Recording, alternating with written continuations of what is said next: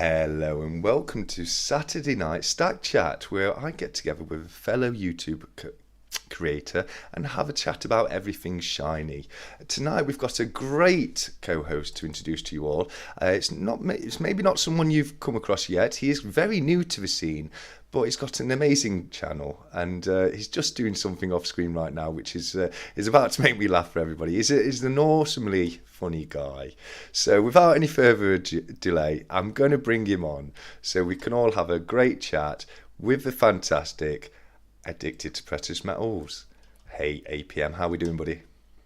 Yeah, not too bad yourself, mate. I'm not too bad at all. I'm hoping everyone can hear us both loud and clear. Yes, he's got a toothbrush in his hand. Whilst I was trying to introduce the live stream, he was brushing away the coin with a toothbrush, and I really couldn't stop myself from laughing there, mate. So thank you so much for that. I just want to say a quick hello to everybody who's joined us already in the chat. We've got CY Sterling, Coin Noob, the Gold Tooth Stacker, Gary Crawford, Leap Roller, 365 Days of Silver, Stephen. Thank you all for joining us. It's great to have you all here. Coin Noob says he's here to check out his competition, and I don't think there's any competition at all. You're going to have to stop doing that, APM, because you'll have me in stitches all night long, buddy. So, yes, mate, how are you today? Are you doing well? Yeah, all good, mate. All good. Awesome. Right, so we just need to bring the third party into the chat now, which is it's very important because it's my Caramel Latte, and obviously with having APM on the screen, I've gone out and picked the Kookaburra coaster that he was very generous enough to send across to me, and we've gone with the Stacker Social mug tonight. And the Kookaburra, these coasters, mate, I mean, it was so generous of you to send them across, but I do think the guy's done you a little dirty based on the others that we saw, because we had a little chat about it, didn't we, outside of YouTube? And yeah, I have seen others that have been made, and they do seem to be a lot more clear. But obviously, that's no criticism to you, buddy. And as a gift, it was still incredibly generous of you. So thank you so much, mate. So yes, you've been cleaning some coins. Have you got a few to show us? Oh no, I was just playing around with me travelling one. Yeah, just on the talk of coasters, I just thought I'll just show you this one. Obviously, it's just a little bit. The picture's not fully there, but I think the centering is just perfect. So, nah. I mean, it looks a little bit like a dot to dot or something like that. You know, you can see something there that just needs finishing off. Well, yeah, you know, I like messing around with stuff, so I might just try and cut this down myself and get some. Why not? Why not, indeed? Right, so actually, speaking of things sent in the post, I just want to say a huge thank you to somebody who's in the chat right now. It's CY Sterling, because I woke up and got to the doorstep this morning to find this was there, and the reason I know it's from CY because he's put on the back from CY Sterling, so thank you so much, CY. I did have a little guess as to what I think this is, because I can feel by the shape of something in there that it feels a little bit like he sent me a Stogie cigar, which I'd be really happy if it is. So let's have a quick look. Oh wow, yes, look at that. Just look at that, which you can't actually, APM, can you? But I'm gutted. I can't wait to see it. Yeah, I'll definitely send you a photo later. It's a Romeo Violentia, and I no idea how to say that. It's a Cuban cigar from Habana, Cuba, and oh wow, look at this. Look, that is a real cigar. CY, thank you so much, mate. That is absolutely amazing of you to have sent that across to me. I'm going to enjoy that later. I'm definitely going to save it for a special occasion because it was sent to me as a gift. So I'm just going to have a quick look in here. He has sent me a little something, and here we have CY Sterling, the logo, which is going to go on the logo board very soon. I'm not going to try and do that right now because I will make an entire hash of it, and everything will go everywhere. I know that already. So oh yeah, I thought there was just one thing left in the envelope. It's a mini sticker. We've got a mini sticker as well, which these are great actually because you get a few gaps on the sticker board which need filling in. So he sent a little note as well. I'm sorry to keep you waiting here, APM, mate. I'll be back to you very shortly. I'm enjoying listening. And the letter he sent says, "Hey TSC, love your channel, buddy, and always enjoy your content and informative coin reviews. Thank you for your support. All the best, CY Sterling." CY, mate. Thank you so much. I generally do. Oh, wow. Wow, he says that. I think that's a 1/4. It is. It's a 1/4 ounce Silver Britannia he sent across to me as well, mate. So that is really generous of you, CY. Thank you so very much for that. I really do appreciate that.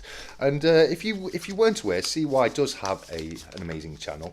A fun little spoiler, it's actually CY who's going to be on the Stack Chat next week. So definitely look forward to that. But hey there, APM, I'm sorry to have kept you waiting, buddy. That's all right. I'm just about to start playing a game. Nice. What's this game you're playing? Pogs and Slammers. Oh, I used to love Pogs. I really did use. Do you know what I actually used? I used my dad's £5 WWF coin, and he went absolutely mental when he found out. No way. Yeah, no, he was not happy with me at all. And Pogs, they just caused so many fights in our school. I don't know about you. We were always falling out about who won and who lost and that kind of thing. But yeah, great fun. Great fun. Stephen says, I thought you smoked a pipe, TSC. Well, I'm not saying I don't smoke a pipe, but I do enjoy a nice cigar every now and again as well. Usually APM is on his 4th drink by now, and I think it's just your first right now, isn't it? It is. I'm letting myself down. Well, you're on best behaviour, aren't you, because you're over on TSC channel, but I do appreciate it. That's it. Sorry. Yeah, Absolutely. CY and Cobra Mobster envelope swap cracked me up. I've seen the thumbnail. I've had a really busy day today. I was saying to APM, I've been up 30 foot high in a scaffolding, cutting the top of a very high hedge, and it's taken me all day long. So I haven't had a chance to. I fell behind on a few videos, so I'm going to catch up on those tomorrow, and have a nice, long, relaxed catch-up day on YouTube, and just get back to some comments and catch up on some videos. But speaking of YouTube, mate, how are you finding it? Because APM is a very new creator, aren't you? You've 3 months now? Yeah, I think about 2.5, 3 months. Yeah, but in that time, you've really, really done well, and you've actually hit 250 subscribers today, haven't you? I have indeed. I can't believe it, to be honest. So that is really well done in such a short period of time. It's I'd take my hat off to you, mate, and it's a massive round of applause from me. Can everyone say congrats APM in the comments, because it is an amazing milestone to hit your 250 subscriber. That is a big one. I mean, for me, I think the biggest one is that first 100, isn't it? When you first hit that 100, that's incredible, and then 250 is another huge milestone. So how does that feel? Yeah, 100%. Like I say, the 100 I was amazed at the 100. I ended up doing a giveaway at like 98 subscribers because I was just buzzing that I got there. And obviously, I said when I get to 250, I'll do the 2018 Dragon Ball giveaway. And I didn't think that would be any time soon. I didn't think that would be any time this year, if anything. But I just really appreciate everyone that comes along, watches the videos, and likes them and leaves a comment. Worth it. Absolutely. And I think, for me, anyway, one of the things I really like about your channel is it's such a fresh approach to it. You don't have any preconceived notions. You admit what you are. You're a complete newbie to it, and you're actually more willing to do a few things that I probably wouldn't do myself. I couldn't do them to a coin. Oh yeah. Because you've got a couple of bits for tonight, haven't you, that you're going to be bringing out for everyone. Do you want to save that for a little bit later, or shall we have a look at one early? Can do now if you want. How many have you got to show tonight? Right, so I've got 2 containers here.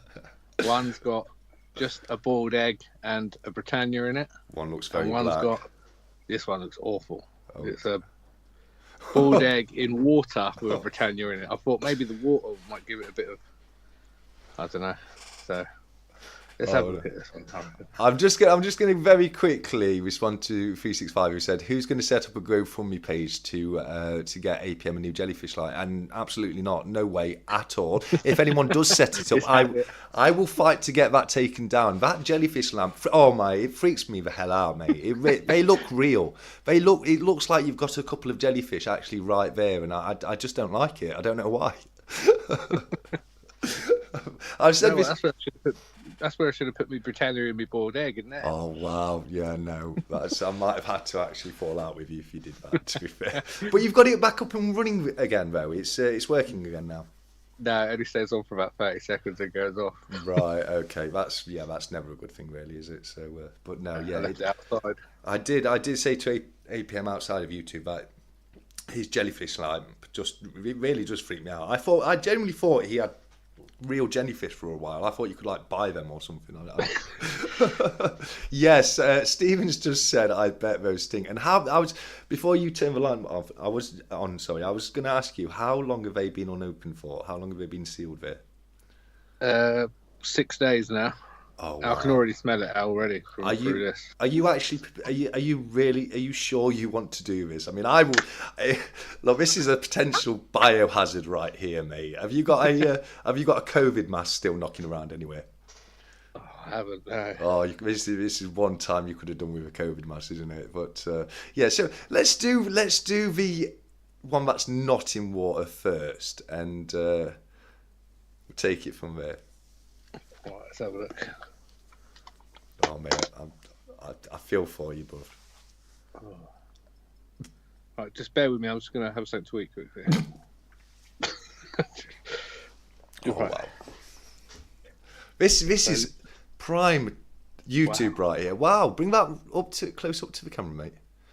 Oh wow, that has actually got a really nice tone to it, hasn't it? Oh wow. You got some really nice rainbow effect there. So yeah, very iridescent. Yeah, it's not turned out too badly, that one. No, it's not turned out badly at all. In fact, I think that could do with maybe another week or something with a fresh egg. Oh yes, I might have to do that. See, this is what I'm talking about, though. This is what I love about you, mate. You know, you're not afraid to go and play heads or tails with a Britannia on the beach. You're not afraid to whack one in a tub with a load of eggs for a week. You know, I really like that about your channel. I really do, mate. Oh, I appreciate that. All right. So what's been your highlight so far of it, the last 3 months of doing YouTube? Just meeting people, to be honest. Meeting people, like-minded people. Obviously, I'm a bit more of a brute, as Pepper likes to call me. But yeah, just like the collecting side of it. Well, I wouldn't feel too bad with adopting the nickname of Brute. I got Gollum, so you know. APM's just choked on his whiskey there. Just as I had a swig then. Yeah, so it's not so bad. Not so bad. Brute's sounding better now, isn't it? Speak of the devil, here he appears. Hey Cobra, how you doing, buddy? Great to have you here, mate. Are you okay there, mate?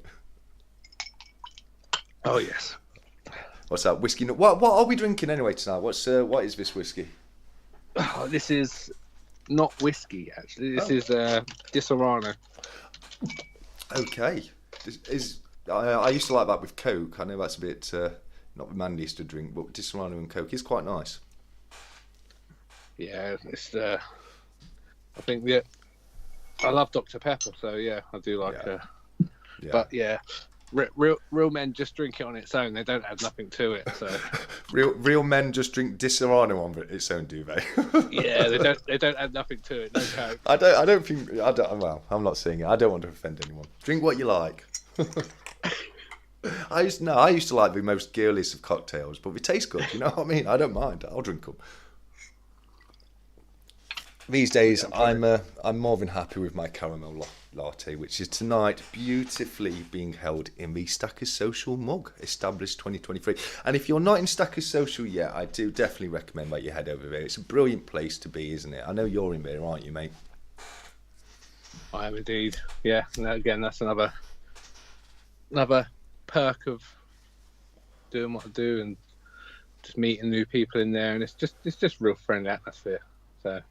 Yeah, it's really good. A lot of like-minded people, and it's not always just about precious metals as well. There's other bits and that, but it's just a bit of fun. Yeah, no, it is. It is, and I have to say, I absolutely, of course, agree with what you were saying about the best thing about YouTube is the people you meet and the connections you make. And I've made some genuine, real friends through YouTube. And you know, I feel privileged to have my channel and to have been able to meet those people through it. So yeah, 100% understand what you mean there. Do you have a low point at all, where a worst moment of YouTube? Is anything that's gone terribly wrong or anything like that? Could be issues No. with filming or. No, not really. I'm like you can see from my videos, I don't really, I don't script. I just do it and record it as it is, and I don't really edit it unless there's something major, which doesn't really happen. Yeah. But yeah. Yeah, no, and I say you're doing a great job. I think for me, the low point would probably be, and this has happened more than once, you know, you film a 20-minute video, including opening things up and you know, mail calls and packages to open in the video, and then after the 20 minutes are over and you finish the video, you finally discover that no, you never recorded, you never pressed that record button, and you've just done. Yeah, I've done it a few times, mate, and you know, you get to the end of it and you look. Well, I film off my phone, so you look at your phone. And it's not got timer there, and it's, you know, it's not saying stop. It's got the big red button to record, and you just think, oh, what have I done? So that's probably the low light, the low point for me. Just the stress you can get from filming, etc.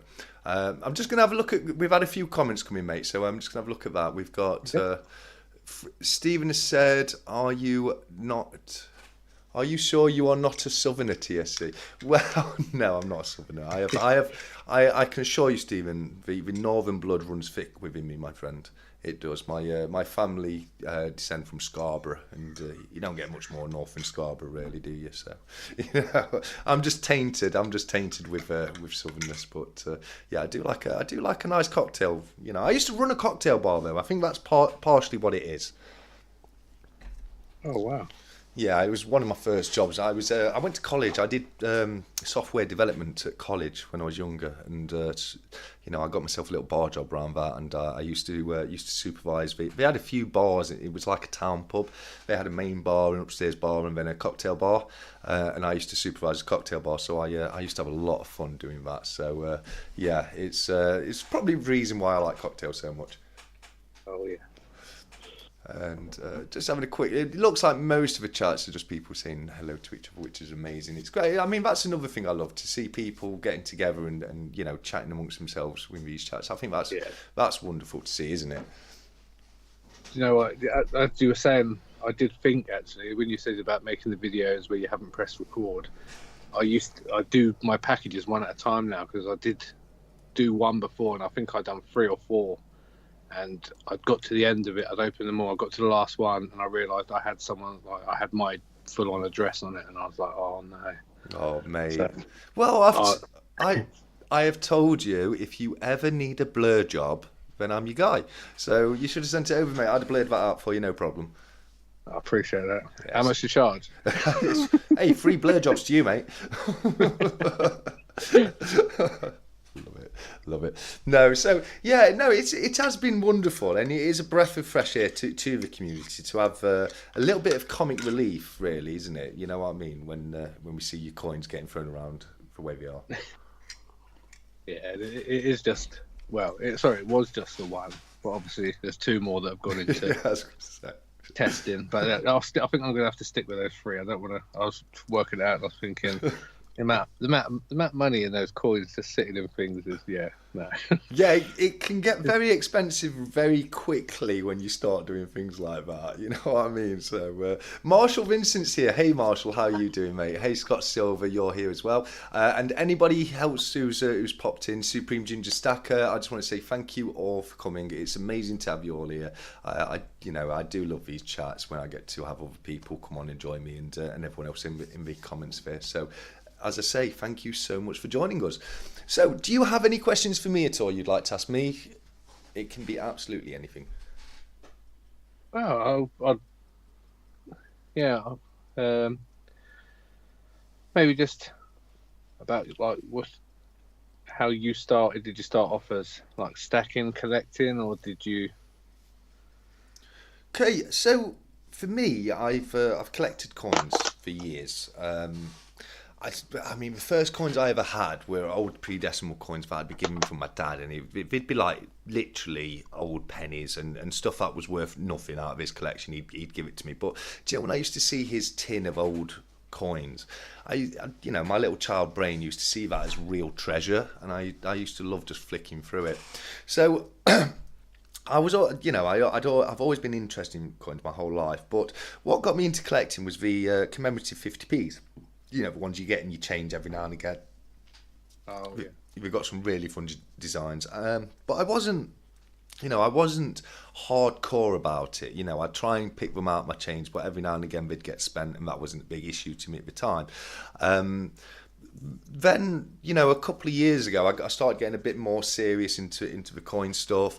I then started looking into silver, and I've said this before, when I started looking into silver stacking, I was looking into trinkets, antiques, jewellery, that kind of thing. I wasn't really looking at bullion. And then I stumbled across a few channels such as Silver Dragons, BYB, 365 Days of Silver, and that really got me interested in silver. I started seeing silver as because the other thing is, a couple of years ago I got into investing really hard. I mean I've been investing on and off since 2012, but a couple of years ago I looked at my life and said, I want to start getting things a bit more routine. I want to get on top of things. I want to start investing my money instead of just saving it, that kind of thing. So I got into investing, and I also got into coins at around about the same time as discovering silver. So when I saw silver, I thought, it's a precious metal which you can invest in. It's also a coin, the Britannias, etc. So it kind of married the two for me together, and I thought, I saw it as a great way of investing whilst growing my collection of coins as well. And I've just had a lot of fun doing it. That's brilliant. I will be honest with you. Another reason, one of the reasons I got into bullion is I was, I have quite a bit of pre-decimal coinage. I mean, most of it's in albums, which I keep away. But I was collecting that, and I found it so difficult not to clean them. I just wanted to see a nice shiny piece of silver. So I said to myself, instead of just continue to buy silver coins, buy a few new silver coins, look at them if you need to look at something shiny, and stop cleaning and stop even thinking about cleaning your old coins. So that really helped. That did help. I have said that a couple of times before on the channel, but it does, having the new bullion does help me not have to feel like I have to clean my old coins, if you know what I mean. No, I don't, because I go mental and clean my coins. I love cleaning my coins. Yes, yeah, we've all seen how much you love cleaning your coins. I'm not sure if if you can call that cleaning a coin though. I mean, it's destroying it a little bit. You know what I mean? Yeah, I did run out of that bicarb pretty quickly, to be fair. So. Yeah. Might have got a bit overboard. Yeah, no. To be honest with you, it's a good trick. The bicarb of soda, it's what's known as non-invasive, which means you don't have to touch the coin surface when you do it APM. What you're supposed to do is just leave it to soak. And I think I was saying to this on Stacking Social the other day, because you were leaving it in quite some time, weren't you? You have to leave it. You need the baking soda and the heat along with the other metal in there for the reaction to happen. So what I tend to do is I try and superheat the water. So if you use a kettle, do you know how you can hold the thing down on the kettle and it'll keep heating it after it clicks? Hold it down for a couple of seconds after, or if it's in a pan, just really get it really a good roaring boil as hot as you possibly can. Leave it in there till it cools. I usually do it just so I can put my hands in and just not burning my hands. Make sure you're touching the rim, take them out, rinse them under a warm tap, and then just pop them onto a towel, then flip them over just to dry them that way. And if you do that, it is a good way of cleaning the coins without actually causing any damage to them. But it's not necessarily about the damage. When you talk about old coins, collectors want to see a patina on it. They don't want a coin to have been cleaned. So it's one of those things. Each to your own. If it's your coinage, you can do what you like with it. I just always say it's as a collector, I'm pretty against cleaning coins. Yeah, that's why I said I'll definitely stick to my 3. I've just I seen. wouldn't touch any of the others. I've just seen Kimchi said, show us your freprances. So if you want some freprances, Kimchi, here you go, mate. These. Oh, that's not a freppence. That's a sixpence. That's a sixpence too. But these are all threepenny bits, which changed, I believe. I think it was 1941 that the threepenny bits stopped being silver. I might be wrong on that date, but it stopped being silver and changed to brass. But these are all silver threepenny bits right there, which were not a popular coin at all because they're tiny. They're about the size of about the same size as my thumbnail. So people used to lose them all the time, and back in the day, that little bit of silver was worth quite a bit, and you wouldn't want to be dropping. It'd be like the equivalent of dropping £10 notes between your floorboards. So it's not something you want to do much, is it? Okay, so I've just seen a question from Born to Skydive. I have a question, gents. APM and TSA. If gold and silver's same at monetary value, what would you prefer to collect and stack? That's an interesting question. Do you want to answer that first, mate?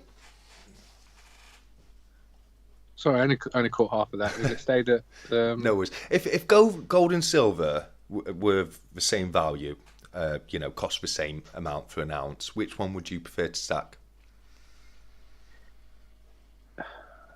Currently... Mm-hmm. It would probably be silver. Yeah. Because there's all the different... There's so many more designs, but obviously, I think if gold and silver are the same, you'd have identical. So if it was the case, I don't know. I guess it'd be based on coin, because I think some coins might look better in gold, others might look better in silver. Yeah, I think that's. So I'd probably base it by each piece, to be honest. I think that's a brilliant answer. Actually, I think to be honest with you, you're probably right there, more so than what I was going to say. I was just going to say silver. I've said it on the channel before. I prefer the look of silver. I've always liked silver better than gold. That's why the first jewelry I ever bought was silver. I bought, I'd buy instead of buying one piece of gold, I'd buy a few pieces of silver. But I always preferred the look of silver. But I think that's a good point. Because some coins, depending on the design, do look slightly better depending if they're in gold or silver. So that's a great answer. 365 Days of Silver has asked, which is both of your favourites 1 ounce bullion coin? So do you have a favourite yet? I know you've come in very heavy, haven't you, to say you're a new stacker. You've got quite a lot of pieces there, haven't you, mate? I have, and I don't actually have my newest little favourite 1 ounce piece on me. That was that Rwandan dragon I've just picked up. I don't know if you've seen it on my... Yes, I did. Was it yesterday or yesterday? Yeah, I think yesterday. Yeah, it was. It was a lovely piece because you had that and the tiger, didn't you? Yeah. Yeah. So I've got the tiger up here. It's lovely. Yeah, I did like that dragon. Speaking of dragons, what are your thoughts of the both the Perth Mint and the Royal Mint dragons this year for the Lunar series? The Perth Mint, nice. Yeah. The Royal Mint, not so great.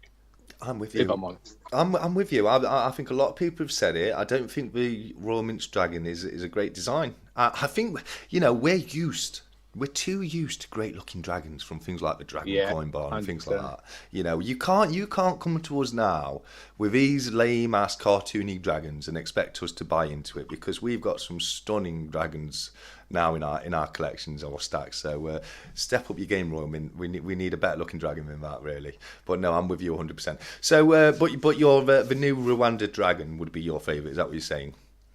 Yeah, I think so. I don't know, it's tough. That and the Mandalorian coin I managed to pick up. I do love that Mandalorian coin. Yeah, that was nice. I saw that as well. Yeah, that really was a nice coin. I don't know. I've said it before. It's like asking me to pick my favourite child, which I would probably be able to do easier than pick my favourite piece of silver. That's easy. Yeah. Yeah, I would say it's easy to pick a favourite child. One of them's probably just better behaved than the other, you know what I mean? But, I don't know. I'm going to be honest. This one here, you can't see it. It's a ship on it. It came out the mystery box. Can you remember the ship coin I got out of the mystery box I got from Ray? The USS Constitution. and it's got a paragraph from the Constitution on the back. That's a very nice coin. I love ships, but I'm still a big fan of this one, 365, which I only got because I bought it you for your birthday. It was before 365 had the PO box, so the only way I could think about getting him an ounce of silver for his birthday was to send him a super chat for the value, for enough money for him to get himself an ounce of silver. And he got himself one of these Nui Outlaw Hero Robin Hood coins, and I thought it was absolutely gorgeous. And I had to say to him, mate, where did you get that? Because I need to get myself one. So yeah, that's one of my favourites. I'm a big fan of Robin Hood. One of my favourite songs and films growing up, actually. The soundtrack from the film Prince of Thieves. I think it was the longest number one for a long time back when it was released. But yeah, that's probably one of my favourites, at least anyway, mate. Okay, so I'm just trying to keep up with the questions we're getting. Here we go. APM, you got any interest in starting to collect pre-decimal coins?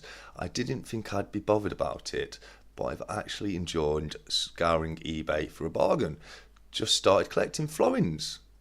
That's from Investing Tortoise. So what's your knowledge base of pre-decimal? Yeah, pretty much the same as my knowledge of everything else. 0. I love you, mate. I don't know too much. I obviously, I did send. I had a few bits from when I was younger. I think I got them from my granddad, and yeah. But as nice as they were, I sent them over to Cranky because I know. Well, at the time, I thought he would appreciate them a lot more than I would. So. No, I bet he will. I know, I bet he will. Cranky is an amazing guy. I've got something I'm sending over for Tim as well, which it's way behind, overdue. I've had a package here probably for a few months now with his name on it. I've just been getting the right bits for it, but I've let him know I'm finally there. I'm finally ready. And Monday I'm going to the post office and I'm sending it out to him at long last. So yeah, but Cranky is a wonderful guy, isn't he? He's just such a nice salt of the earth chap. Yeah, definitely. Yeah, I've watched his videos and I know he really likes it, especially his English 50p's and things like that. He loves that kind of stuff, and so I knew he'd appreciate them. Well, he's a huge fan of 50p's. I know Cranky is. That's I first got to know Cranky. I used to do 50p hunts on the channel, and he used to love watching those. And yeah, he's as I say, he's a great guy. I've got a few. He's got a few 50p's coming from me. I won't tell him exactly which one's on here because I want it to be a surprise. But he has got he's got a few nice ones coming from me as well. So yes, Cranky, keep your eyes out in the mail for those, mate. And yeah, so have you got a favourite of the pre-decimal coins at all? No. No. Is it? To be fair, I'm not 100% what's classed as pre-decimal. Okay, no, that's fine. That's fine, mate. And I bet there's loads of people, well, or there could be people watching who weren't aware either. So before 1967, British coinage were, you've heard of shillings and stuff like that, haven't you? Yeah. The pound coin didn't really exist. The equivalent was the gold sovereign. But you used to have crowns. Well, you had the gold sovereign and then half sovereigns, etc. But in silvers, you had the crown, full crown. You had a half crown. For a very short period of time, you had a double florin, but only for 4 years. You had a florin, a shilling, a sixpence, a threepence, and then you also had groats, which was 4 pence, and then you had your pennies, which was went down to an eighth of a pence. You had farthing, half pennies, farthings, quarter pennies, which was a farthing. But yeah, so in 1967 we got rid of that and went on to the decimal system, which is like 100. A pound is 100 pennies. You've got 10p, 25p, and it's decimalised. But before 1967, it wasn't decimalised, and it was actually 240 pennies in a pound. So it was, and the florin was basically the 10 pence piece. A florin was worth 24 pence, so it was 1/10 of a pound. A shilling was worth 12 pence. They all went up, they all doubled. So a 3 pence, and the other thing as well, interestingly, is they had, they were attached to their intrinsic value. So a 3p was half the weight of a sixpence, and a sixpence was half the weight of a shilling, which was half the weight of a florin, which was half the weight of a double florin. So if you doubled the value in the coin, you doubled the actual amount of silver you had as well. Okay. Yeah, so they are a fun, really fun way to get silver. Now the old crowns, now there's one couple of things to look into when you get in pre-decimal silver. Now the good stuff is dated up to 1919. That's 925 sterling silver. As of 1920, so including 1920, if your coin's dated 1920, it's made of 500 silver. So they debase the coinage down to basically 500 silver is half silver, so 50% silver, down from 92.5% silver. So until 1946, when they went from being half silver to absolutely no silver at all. So there's a couple of dates to look into. You want the pre-decimal coins only have any silver in them till 1946. They only have sterling silver up until 1919. So a 1919 crown would be 28.28 grams of 925 sterling silver. So they're a similar size to a bullion coin, but you don't have quite the same amount of silver in the coin. Oh, okay. So very quickly, what's your thoughts on stalking other creators? Yeah, I really enjoy it, to be honest. Now, this has come from Cobra Stacker. I have no idea what this is referring to. Would you like to enlighten us a little bit? Oh, I've got no idea what he's talking about. But I think while he's on there, Cobra, what is that plant on the windowsill? It looks really nice. Oh, no. Is that the plant on the windowsill in the top left, or the one that's around? I mean... Oh yeah, no, that's the red one. I'll talk about the purple one. Oh, the purple one. Oh, we've lost your camera there. Oh, you've gone. I can still hear you. We've got audio still, but we've got a nice big blue Skype logo for your camera feed there, mate. Have we lost you, APM? I think we may be an APM down at the moment, but that's interesting. I gather that APM's been stalking Cobra Stacker, so that's very interesting to know. I'll be making sure my cameras are well turned on, pointing in my driveway as of tonight. With APM, I'm not sure if APM is still there. I'm going to try and get him back on. Here we go. While I wait for that, I'll have a quick read through the chat. Ray says, I like the look of the Tuvala God series of coins. What are you guys' thoughts? Is that the one that had the Droga in there? Because I'm a huge fan of that series, if it is the right series. I know Cobra had the Droga coin. If I'm saying that right, he had that on his channel. I'm not getting an answer from APM at the moment. Oh no, it's no answer there. So it's saying APM is not online. I'm not sure what's happened. Everything was going well, and then his video went down first, and then his audio cut off. But I'm sure we'll get him back very, very quickly. But on Skydive, yeah, me too, TSC. I just love the shininess of silver. Yeah, no, absolutely. That's one thing I do really love about new silver. I love the history of old silver, but I love how shiny new silver is. It appeases the magpie in me. I'm not entirely sure if we... Oh, it says he's active now, so we'll try and get him back on. I have a question, gents. Oh, no, we've done that one. We've done that one.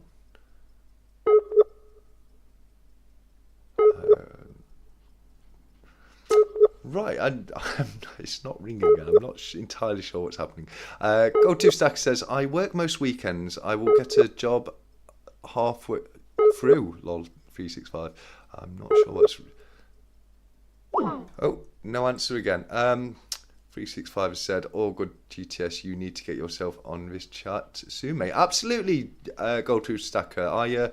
I messaged you on one of your comments, asked if you've got an email address. But yeah, if you'd like to come on future Stack chat, that would be great, mate. Gold Tooth Stacker, if anyone wasn't aware, he's a very, very new creator. I think he's possibly been one of the newest ones. With Scott Silver and Gold Tooth Stackers, they've started their channels very recently.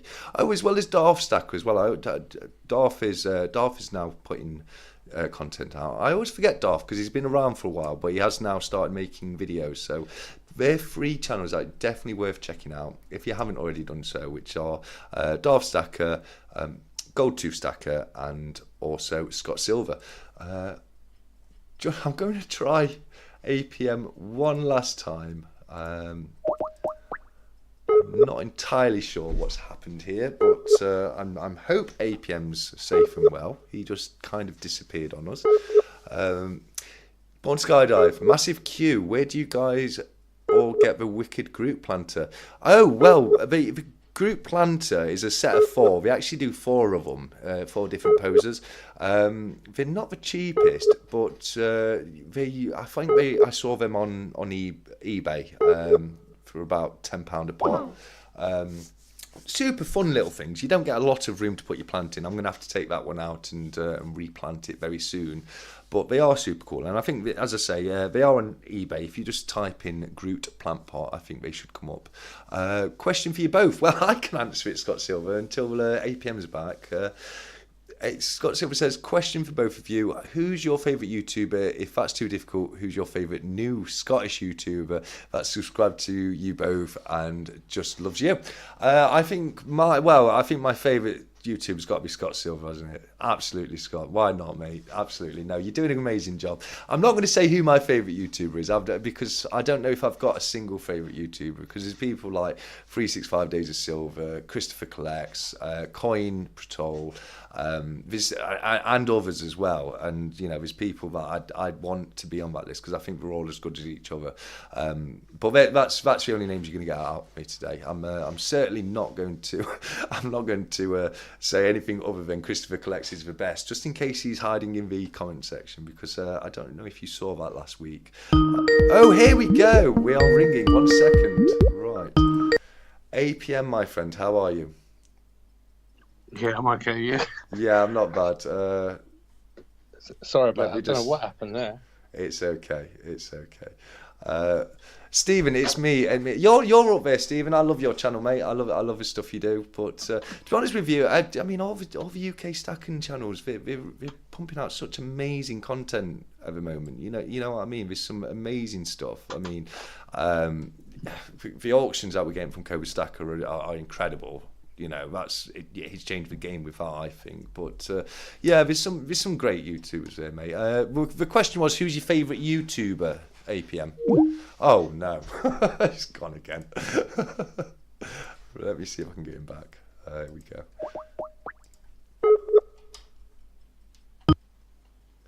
Hey, buddy. Are you there, bud? Hello, mate. How you doing? Oh my God, I'm really sorry about this. It's an absolute nightmare. Hey, this is live, guys. This is how it goes. But yeah, no, we're all good. You're just be wary that your camera is on screen so people can see it, mate. Just in case no face reviews, etc. I'm trying to. A nice view of what looks like your roof or something there, mate. Hold on a second. I am terrible at this. Kimchi says, "Don't fall down the stairs." This is brilliant, mate. I don't mind. This is all good. Gold Tooth Stacker is 40 on Tuesday. 40 plus VAT on Tuesday. Happy birthday for Tuesday, mate. That ain't old, mate. Well, I hope 40 is not old. I would like to hear that 40 is young, and you know, 40 is a great age to be. Don't we say life begins at 40, don't they? Gents, I always wonder how Empire does not get hounded for copyright issues from LucasArts. At Cobra, you probably know the answer.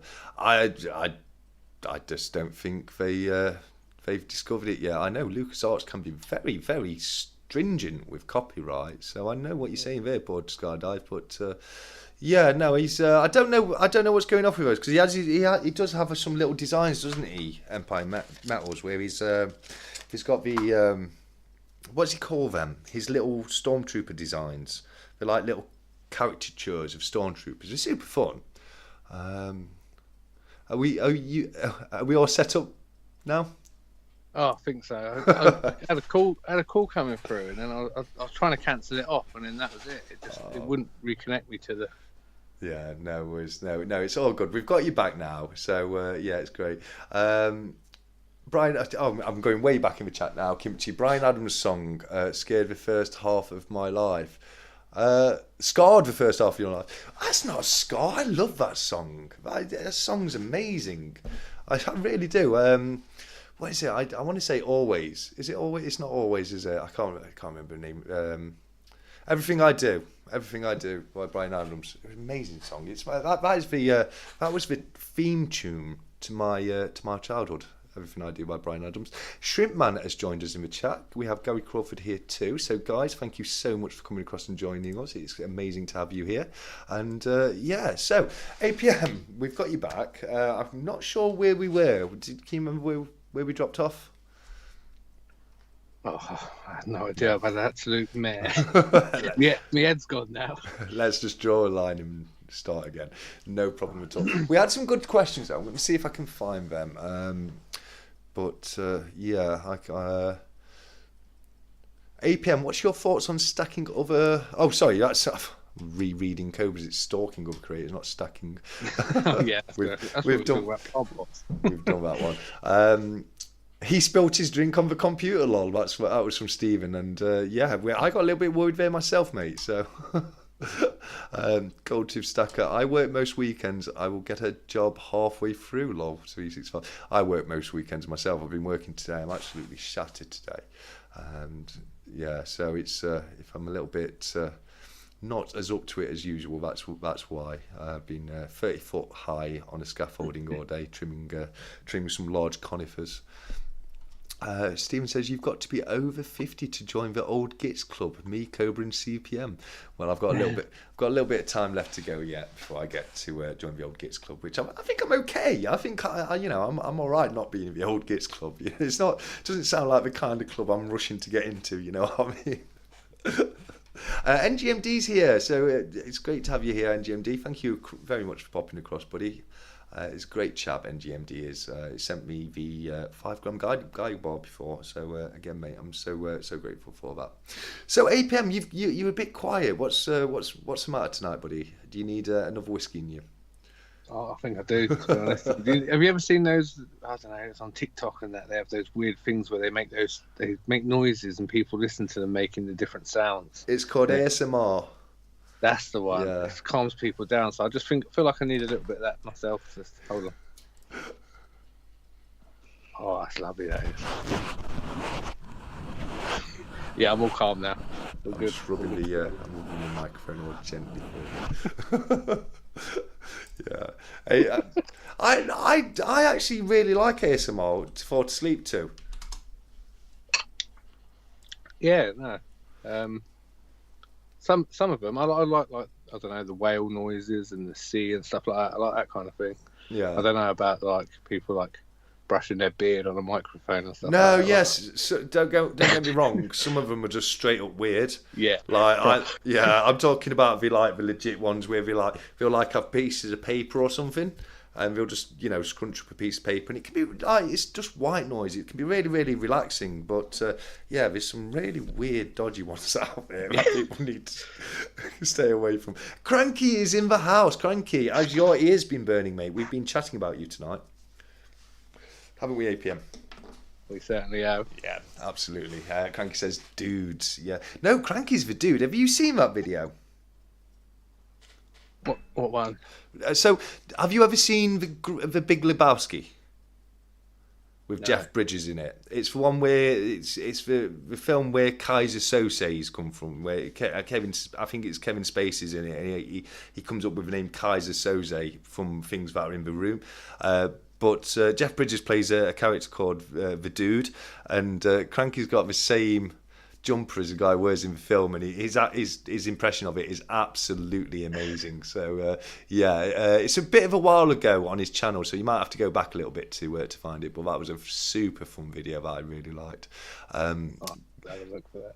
So, Shrimpman said, got to reach the old Gits Club first. Nothing in life is guaranteed. That's absolutely true, Shrimpman. 100%.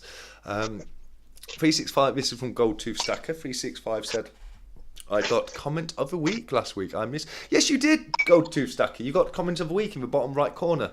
You left a comment about you were inspired, I think, to look into get some pre-decimal stuff from one of my videos, and I thought that was a wonderful comment to leave. So I put that one as comment of the week. Comment of the week this week, as you can see, is by the wonderful Leap Roller, who's another amazingly funny chap who's always in the comment section of all the videos, isn't he? He just so much support to all the stacking channels. So Lee, we are going to try and get you to start your own channel, mate. One day we'll do it. One day we will do it. And Future Investments is here. Hey lads, sorry for the late arrival. That is no problem at all, Future. You've missed all kinds of shenanigans. APM has been getting rotten. By the way, how bad did that smell? Not terrible, to be fair. I've smelt worse. I don't know if that's a good thing or a bad thing. Yeah. Okay. Well. Maybe the one that's been stewing in the water might not be quite as pleasant. But yeah. Yeah. You know, I mean, that does. You had me heaving. You really did have me heaving, mate. I'm just looking at it. So, and when you said you was about to take a bite out of it, oh my god. Yeah. Usual suspects. That's what it's called. Yeah, thank you, CY Sterling. I can barely remember it. It's been so long since I watched it. I was a kid when I watched it, and I really can't remember it nowadays. But there's a couple of bits I can obviously remember from it. But the dude being one of them, I loved his character. Everyone's just saying a quick hello to Future Investments, which is it's amazing to have him here. Future's a great guy. I've done quite a few chats over on the Future channel.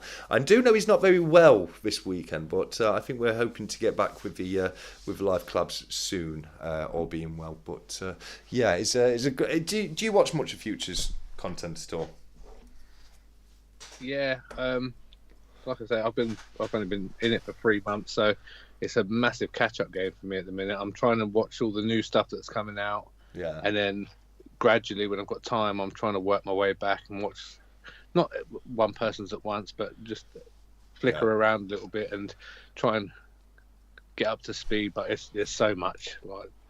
But I will get there. It might take me another 6 months. Yeah. But yeah, I'm sure I'll get all the videos, all of them watched. It's hard when people say, "Oh, have you seen this one?" I say, "Oh, no, I haven't." But I like it when they do that because then I can look them up and watch that exact video.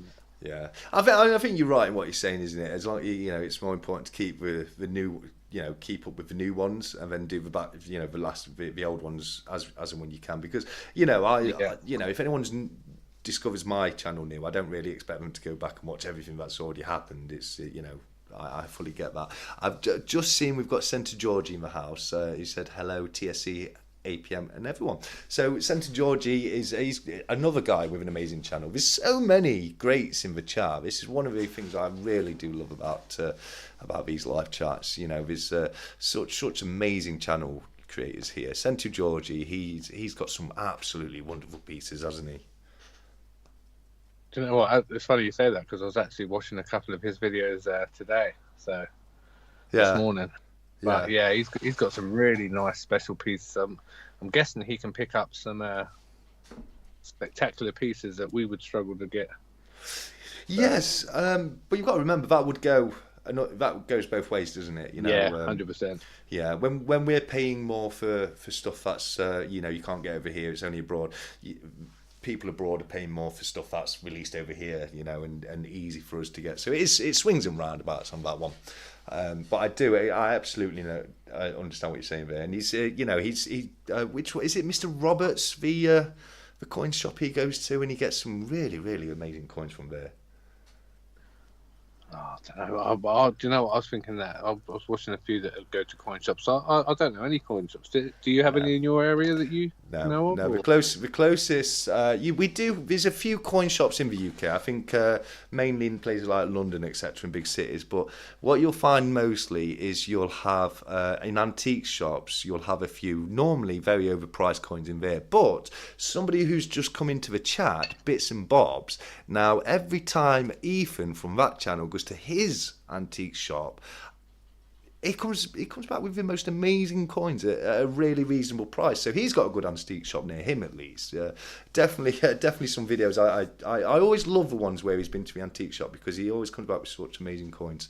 What about you? Have you got any antique shops near you or anything like that? No, I'm only really accustomed to the off license, and but no, there's nothing really like that. There's not really any antiques around my area, I don't think. But yeah.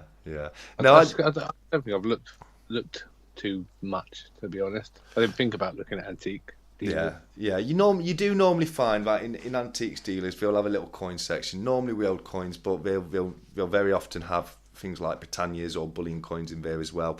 As I say, what you'll tend to find is they're not the best priced places to get stuff. You will normally find you'll get a lot better prices for places like the Silver Forum, Facebook pages and eBay, that kind of thing. Obviously, it can be a bit more of a risk when you're buying online. But, people have still been to coin shops and come away with fakes. I think it happened to Cranky once. He had to take it back. I'm obviously a genuine mistake on the part of a coin store, but I'm just saying, it can happen. Yeah, that's great. I'm guessing they'd have to have one of those. I'm not sure of the name. Those machines that you can test to be 100%. Sigma machine, yeah. That's the one. Yeah, I mean, I don't think, I think there's probably coin stores out there that don't have Sigma machines, Yeah. I bet there is. I would, if it was me and I had a store that was like literally there to sell coin and bullion, I would make that investment, because you just got to be sure, haven't you? Yeah. Yeah, man. So, if you don't mind me asking, I was going to ask you about. You said about your 50p's. Yeah. Which is your? Did you have like a favourite collection of them? I know there's like Olympics and there's like Paddingtons and Beatrix Potter and things like that. Well, it's funny you should say that, because I have both of my 50p albums right here in front of me. The Great British 50p coin collection, which is all the standard coins, and also the sports album, which is the Olympics, which I've got a few extras to put in, but I've got the good ones in here. I've got the offside rule. Weightlifting is down there, ready to be put in. Wrestling's down there, ready to be put in, and a couple of others. Have you seen my pride of my collection, my 50p? No, what's that one? Is it the? Yeah, it's Kew Gardens in a. Yeah. Yeah, I've got the first day cover edition of it, which it's like a bunk pack, but you get like stamps that were issued on the same day with it as well. And yeah, that's got quite a bit of value to it. It definitely cost me a few £100 to buy, but and I still think I bought it at a reasonable price. So yeah, it's. Yeah, that's for a 50, and you've got to remember that's 8 grams of copper nickel. That's not even silver. That's 8 grams of copper nickel, which is worth about £300. You know what I mean? So it can show the value of collectability sometimes. Do you know what I was going to say? Strangely enough, I got one of the Olympic ones in my change about 2 weeks ago. Oh, nice one. This one. Is it? Oh, a bit close. Your badminton, which I don't think I've got actually. No, I don't. I don't have badminton. Good find. The Olympics are always a good find. Even the common Olympic ones are quite a good find, because they do tend to be a little rarer and they're very popular. People do like them. You'll have to let me know which ones you haven't got, because I've got a few and I don't mind. Yeah, parting with them. No, don't really. That's really generous of you, mate. When it comes to the normal 50p's, I've now got every single one of the circulating 50p's. So the only ones I Okay. need, the only ones I need for the album now are the ones that are non-circulating. Okay. Yeah, so you've kind of got to buy them. The chances of them coming up in your change, Yeah. like someone's got to pay a lot of money to buy a bunk coin to break it out of that pack and then spend it for that to end up in change. And the chances of that happening is so low. It does happen. You'll see on people like Christopher Collects and other channels like that do coin hunts, Laughter, etc. Every now and again they'll find an IFC in their hunts, and they're wonderful finds because they generally tend to be quite a bit more valuable than a normal circulating coin. Oh, right. Cranky says, you're doing this on purpose, aren't you, with the Q? Cranky. We were talking about your love for 50p's earlier, Cranky, mate, and we weren't lying. Cranky really does love the 50p, and Cranky, if I had a spare Q to send to you, mate, I would. I really would. But there might be a couple of other ones winging their way to you, buddy. You'll have to wait and see. Yeah, so what got you into 50p's? Is that just from getting them in your change and them looking quite cool and interesting? Yeah, there's literally just I've always been a bit weird one like that. If I've got a different looking one in my change, then I couldn't bring myself to get rid of it. I'd just put it in a pot, and years go on, and I just opened up the pot, and I was like, oh, I've got quite a few in there now. So. Yeah, it's why some of them can be worth quite a lot. I mean, the Battle of Hastings 50p, as we all know, is worth £60,000. It's not. It's really not. But if you look on eBay, you see some. Have you ever done that? Looked on eBay for 50p's and seen some of the prices are on there. Yeah. Honestly, Got Battle of Hastings one here. There you go, 60 grand, mate. That's 60 grand right in your hand, right there. That's absolutely amazing. Crazy, well, I was watching a video yesterday. I couldn't tell you the name of the channel if I wanted to. It came up on the short feed. It was an American guy, and he was selling coins through his channel, and he was showing everyone the ultra rare 1997 50p coin he had, and I couldn't stop laughing. It's literally the most common 50p coin you will find for 1997. There's nothing special about it whatsoever. It's just seen a comment from Ray. Next James Bond should be Britney Spears. She'd kick ass. Now, the reason I had to break that comment out is, have you seen that video going around of Britney Spears? No, I haven't. The Britney Spears knives dance video. Oh, no, I haven't. I'm going to have to look it up though now. You said that. You're going to have to look it up. You really are. You've got Britney Spears in a pair of pants and an orange top, and she's got a huge ass carving knife in each hand, and she's just going and just flying them around in her arms, like doing this weird looking dance with these two knives. And it's like, wow, Britney, nothing screams sanity like dancing in your pants with knives. You know what I mean? Oh, bloody hell. That's going to add another weird name to my search history now, isn't it? We're not going to talk about that. CY Sterling says, future Henry Cavill for James Bond. Now, actually, all joking aside, I do think Henry Cavill would make an outstanding James Bond, and for me, he is the only real choice for James Bond going forwards. What do you think on that, mate? Oh, this is so awkward because, again, you don't. I don't know who it is. You're not sure who Henry Cavill is, do you? No. That's embarrassing. That's fine. Did you ever watch The Witcher?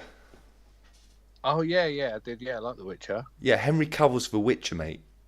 Oh, yes. Okay, then I'll go with that one. Yeah, I'll take that. Yeah, he's been in a lot of things. I mean, that's the most un-James Bond character he's ever played. But, when he's got his normal black hair, he's a very James Bond-esque looking chap. So I think, I think he'd be a really good shout. Gold 2 Stacker said APM has bought too much silver and hasn't paid his Wi-Fi bill. Is that what's going off, APM? Oh, no, it's I'm not used to all these Skype and all that kind of thing. I don't really use the internet in that way. I'm quite old-fashioned. I just call and text. Yeah. And when it comes down to it, I don't even use a PC. I just use my phone to do my recordings and stuff like that. So I've got a phone call and I'm cancelling it. I'm trying to cancel it off because you said, "Oh, I've lost you for a second." I'm just trying to cancel it, and then the whole thing went, and I'm just panicking. Then I'm like, no, it happens, mate. You came back. I I somehow kept it going on my own, but yeah. Scott Silver said 007 Richard Madden, and I'm going to pull a APM right now and say I don't know who Richard Madden is. I probably will if you tell me, like I did with you. But Tom Hiddleston, no, Sento, I can't go with Tom Hiddleston for James Bond. Tom Hiddleston was low-key. Great actor. I really like the part he played in Kong Skull Island. Not a great film, but part he played was good. But I don't see him as a James Bond. He doesn't have that Bond-esque era to me, or aura, as much as Henry Cavill does. Stephen asked, does anybody collect 10p's? Lol. Stephen, I'm going to be doing the 10p's of a coin that do the alphabet series. A lot. It's not the most well-known series, like how the 50p do the commemoratives. On the 10p's, you've got a letter, you've got a coin for every letter of the alphabet and a little picture that'll, associate with that coin, that letter on the coin. It's quite a cool little series. I haven't got into them yet. You never ever find them in your change, I think, is one of the main problems with that. But yeah, I know Christopher Collects does a series called The Unhuntables, where he basically goes through things like 10p's and 5p's, the things that most people aren't really hunting through. So they were quite a bit of fun. He did a collaboration with a guy named Grosy Coins the other day, and that was a lot of fun. I enjoyed watching that, actually, to say it was 10p's. Born Sky's Eye, TSC and APM, do you think a lot of USA stackers think the end is nigh and need a bunker and half dime's worth to barter? What's your thoughts on that, buddy? Like American stackers, do you think that most of them preppers and they're doing it because they think the end of the world is nigh? Weirdly enough, I had a conversation with someone about this, and the whole stacking silver and gold and things for like the apocalypse, end of the world kind of thing, to me doesn't make sense, because I could have all the silver in the world and I could have a tin of beans, and my tin of beans would be worth more than my silver. Your tin of beans are what I'm going to want off you, mate, when the end is nigh. There's no... Yeah, and this is the other thing about it, right? For me, and I don't want to upset anyone if you think it's going to be the best thing ever in the apocalypse, but for me, it's not going to it's going to do nothing but maybe put a target on your head. You know what I mean? You've got all this silver. There's no structure there to protect you anymore. There's no system there to protect you anymore. You've got to protect yourself. Now, I know a lot of people think they can do that, and a lot of Americans have got guns, but the reality of a collapse of society. It's a very scary thought, and I'm with you very much there, mate. Where I don't think silver will necessarily be as helpful in an end of day society. There's got to be some sort of society there for that barter to be happening. You know what I mean? So, I think it's great to have it. I don't think all Americans think that way. I absolutely don't think they do. I think there are some preppers out there. I'm a prepper myself, and I don't want to insult any preppers because I am one. Oh yeah, I'm a little bit. Yeah, absolutely, 100%. But when it comes down to prepping, I will make sure I've got my Wayfarer's 6 months worth of vacuum sealed food before I've got silver, because that's what's really going to be important to me if the world ends. But I thought it was a great question, because I do think it's one of those things, isn't it, where a lot of people do stack for a prepper kind of thing. But the other thing about prepping is, for me, prepping isn't necessarily about the apocalypse. Prepping is to be prepared. It could be a flood, it could be a dam breaking. It could be a lot of things that you're preparing for. So, an end of day scenario is way out there. I think it's good to have a bit of silver in a prepping. If you think that things are going to go bad for a bit, or you think the value of your money's going to absolutely collapse, then I think I don't think it's a bad idea having a bit of silver, is what I'm saying. No, and I think it all depends on, like you say, this doesn't have to be like a doomsday apocalypse thing. Even if something like that did happen, then obviously if it got to a point where you had to rebuild, then you'd have to start off with some kind of thing. So silver might be the rebuilding structure of. But if it didn't get to that, if you felt like you had to go off grid for any reason whatsoever, and you had to disappear, for any reason whatsoever, then you put your silver up and you can just pay your way. Yeah. Yeah, no, absolutely. For that, in that kind of respect, I think it's never a daft idea to have a nice little bit of silver or gold stacked up. But one problem is with it is, it's possible, it's entirely possible that the day will come that the government will turn around and say, we're having your silver and your gold, and they'll come and take it off us all.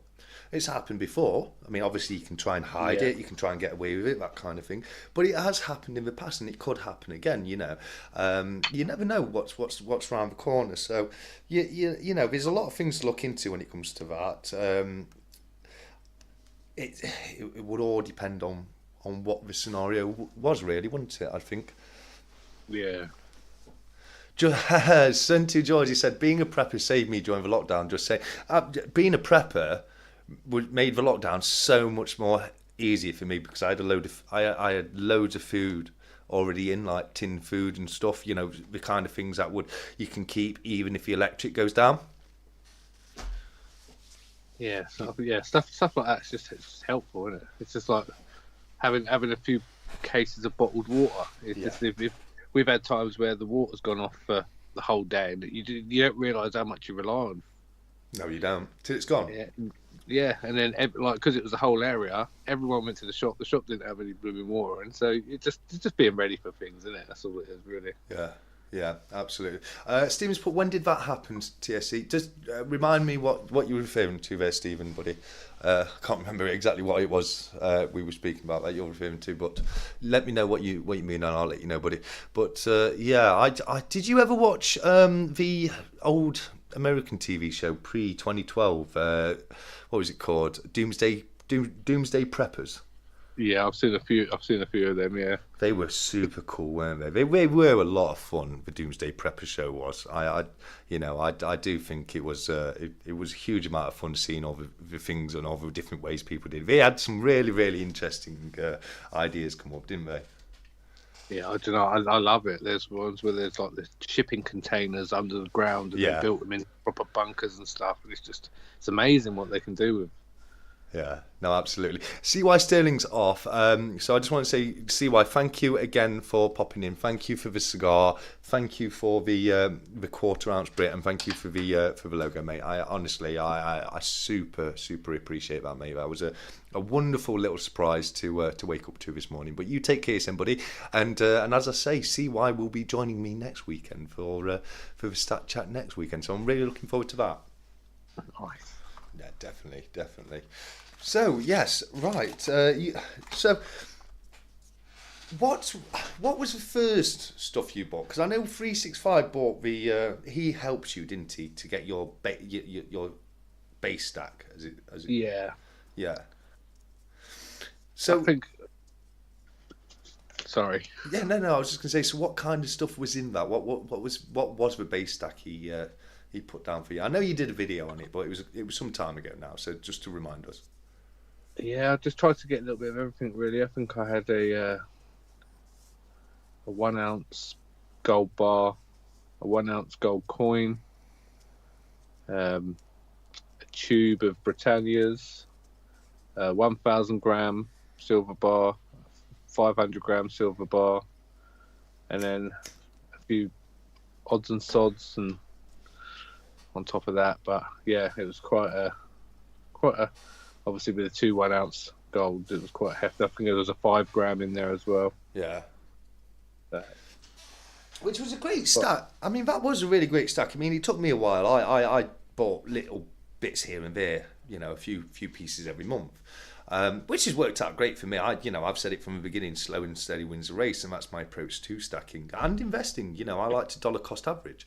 I do. I mean, if you get a bit more in, if a good job comes in, I'll put a bit extra in, but generally I like slow and steady, dollar cost averaging it or pound cost averaging it. I've just seen referring to what okay, so Stephen, when Stephen asked when did that happen, it might have been referring to the same thing here about the confiscation of gold. Bits and bobs have just let us know in the UK all gold coins were to be handed into the government during World War One. So that's very interesting. When I was referring to the Americans. I think was it around the 70s and 80s they had a they did a gold confiscation, and people weren't, they had to hand all their golds in. But yeah, absolutely has happened in the past where governments have confiscated gold because of things like war efforts and things like that. 365 is a top fella. Show me nothing but love. Big up 365. I mean, I think that's a testament that we can all echo, isn't it? 365 really is a top fellow. He shows nothing but love to the community. And is there a single creator in here that 365 hasn't supported and helped your channel in some way, shape, or form? I don't think there is. Who's 365? Yeah, that guy. I'm joking, yeah. You might not have heard about it. He's one of the smaller channels. Absolutely. Yeah, no. I can't be biased. He is my mate. So. Yeah. Well, I can see why he's your mate, though. You know what I mean? I 100% see why you... Well, I can see why you're both friends with each other, because you both seem like really top chaps to me, mate. You really do. Appreciate that. No, you're welcome, mate. That's no problem at all. So go on, mate. Sorry. No, go on. I hope you don't mind, but I'm going to check this other egg in the water because it's making me feel absolutely... Yeah, let's do this. It stinks. Does it? So bad. Does it? I can see. It looks like I can see like steam coming up from it, mate. Yeah, it's just. To be honest, it hasn't done anything to the coin, and it hasn't even. Is it not? No, it's just. No, in the water it hasn't done anything. Yeah. Maybe when it dries out it might, but no, it's going to stink. I think the water is probably acting as a barrier there because it's the sulfur in the eggs. I think it's I think you're best off just having it in the air because the sulfur in the air is what tones them. Which is, I think I had to tell you that before, didn't I? Because has everyone seen the first effort? Oh, that was. Do you know what the first one? That was the one I put inside the actual egg. That came out really bad, wasn't it? That was really bad. I mean, it looked like, honestly, I've never seen silver actually rust like that. That one was bad. But yeah, if anyone wants to do it in the future, I think the best way to do it is to have it in a container with the eggs, but not touch the eggs, and enable the sulfur to actually get into the air and do it that way. But yeah, I think you've had some good results on the first one at least. Yeah, I think I am going to, that one that was in the water, I'm going to dry that out and I'm going to put that in an egg, but I'm going to put it in like away from the house. Bury it somewhere. Leave it for about a month and then dig it up. Bury it out in the garden, yeah. Absolutely. I can't fault you. I'd be wearing my, I've got a, I do chemical spraying at work, so I've got a proper respirator mask for that, and I think I'd be putting that on to do that one. I really do think that. But yeah, absolutely. Don't you think 365 is doing a great job on his 365 days of saving? Oh yes. Yeah, he's very strong-minded, so I know that. So if he says he's going to do something, he will stick to it. Yeah, I have faith in him. I'll be honest with you. When he first said it, I was a bit like, all right, I believe that about as much as I would if I said it myself. But you know, when he actually doubled down on it, and he said he was going to do his thing 365 days of savings, I knew then, he's taking this seriously. I truly believe he's going to do it, and we'll see him go 365 days. Oh, are you still there, bud? Yeah, I'm getting a call. I can't do. I'm not going to touch it this time. I'm just going to let it work itself out. Let's just go audio until the coin goes, because believe me, buddy, I would prefer that. Yeah. Lee says try bleach, and why not? Try bleach. Try some other things. I've always wanted to try oil, because I normally find oil's really good at giving that iridescent kind of shine. Do you know when you see oil in a puddle and you can see the rainbow in it? Yeah. Do you know what we should do? We should start a little thing, and people can put their suggestions in, and I'll just try all of them. Well, I might try chainsaw oil, because I've got chainsaw oil, so I've got plenty of it. So I might try a bit of that and see how we get on. But yeah, well, let's do it. Let's all let's have a bit of fun with our silver and try and tone some. Just put some $50 in bicarbonate. Hope so. Decent result. You should do. What you're supposed to do is line the bowl you put it in with some aluminum foil. Then put the coin and the bicarb in there, and then the boiling water on top, and it actually gives really good results. in cleaning coins. It really does a great job. You actually find it worked quite well on yours, didn't you? Yeah, it did. That wasn't anything to do with the. I was going to say, don't forget your scourer. You need your scourer. No, but no, it really doesn't. And that was actually this one. Yeah. And I've had this out, and this has been everywhere with me. And there's no toning to this at all now. Yeah. And I'm holding that down. I'm not even looking where. Yeah. Oh, you are back, by the way. Yeah. Yeah, your video is back.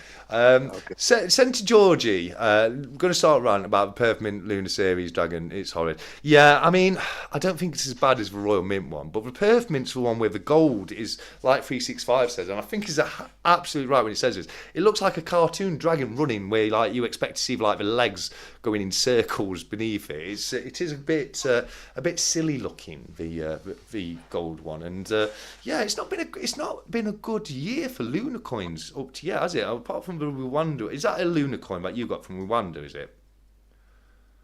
Yeah. Yeah. It's for the year of the dragon. Then yeah. I think that's probably my favourite as of yet, as well. Yeah.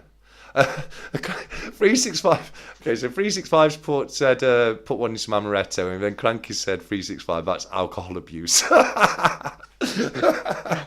I don't think that's what's meant by alcohol abuse, Cranky, but I go with that 100%, mate. Coin Noob's agreeing with Centre Georgie about the dragon. No, I agree with Coin Noob there. It's not their best dragon, but still prefer it to the Royal Mint set because I really just don't like the Royal Mint's dragon coin this year. I'm not even sure I'm going to get it. Have you got it? No, I haven't got it, and no, I don't think I will, to be honest. Yeah, okay. So Scott Silver, anyone who's reading the comments, do not put silver in nitric acid. Please do not. Don't. You won't have silver left. You won't. Well, you will. It will still be in there, but it'll be. My interest is peaked. Yeah. What does it do? Well, it dissolves it. Oh. Yeah, isn't it not? Is it not nitric acid that they use to refine silver? You ever seen how silver's refined? That stuff scares me. Well, it would scare me if I was to do it, because the first thing you've got to do if you were to refine silver. So say you had some 925 sterling silver pieces and you wanted to make 999 silver out of it. The first thing you have to do is dissolve it into acid. So it just turns into a liquid and it's gone. You know, all that metal's gone. It's just in that liquid. And then you add that liquid to salt, and you do a couple of different things with it. And then you stick it whack into a furnace with some borax, etc. And it's the borax that refines the silver as well. But that is what caused the milk spots. But yeah, it's that first stage where you've got to whack all your silver in acid and dissolve it away. It's like, no, I don't want to do that. Can you imagine doing that and then knocking it over?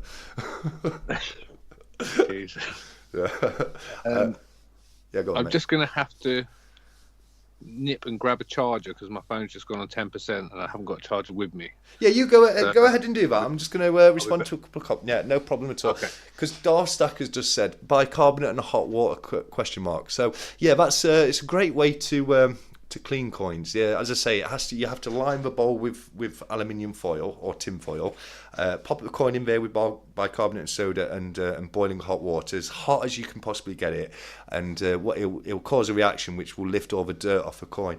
Now, if your coin's really, really dirty, you might have to do it 2 or 3 times, but if you do, you'll get it looking really nice. You'll get a real good shine back to your coin. So it's my preferred recommendation to clean coins at home if you ever were going to do it. There's a slightly better way of doing it where you can buy coin dips, which is an actual special dip where you just dip the coin in very slightly and then rinse it off, and then that'll do the job for you. But it's a lot more expensive and you get really the same results. Sentu said, "Look at the face of the dragon.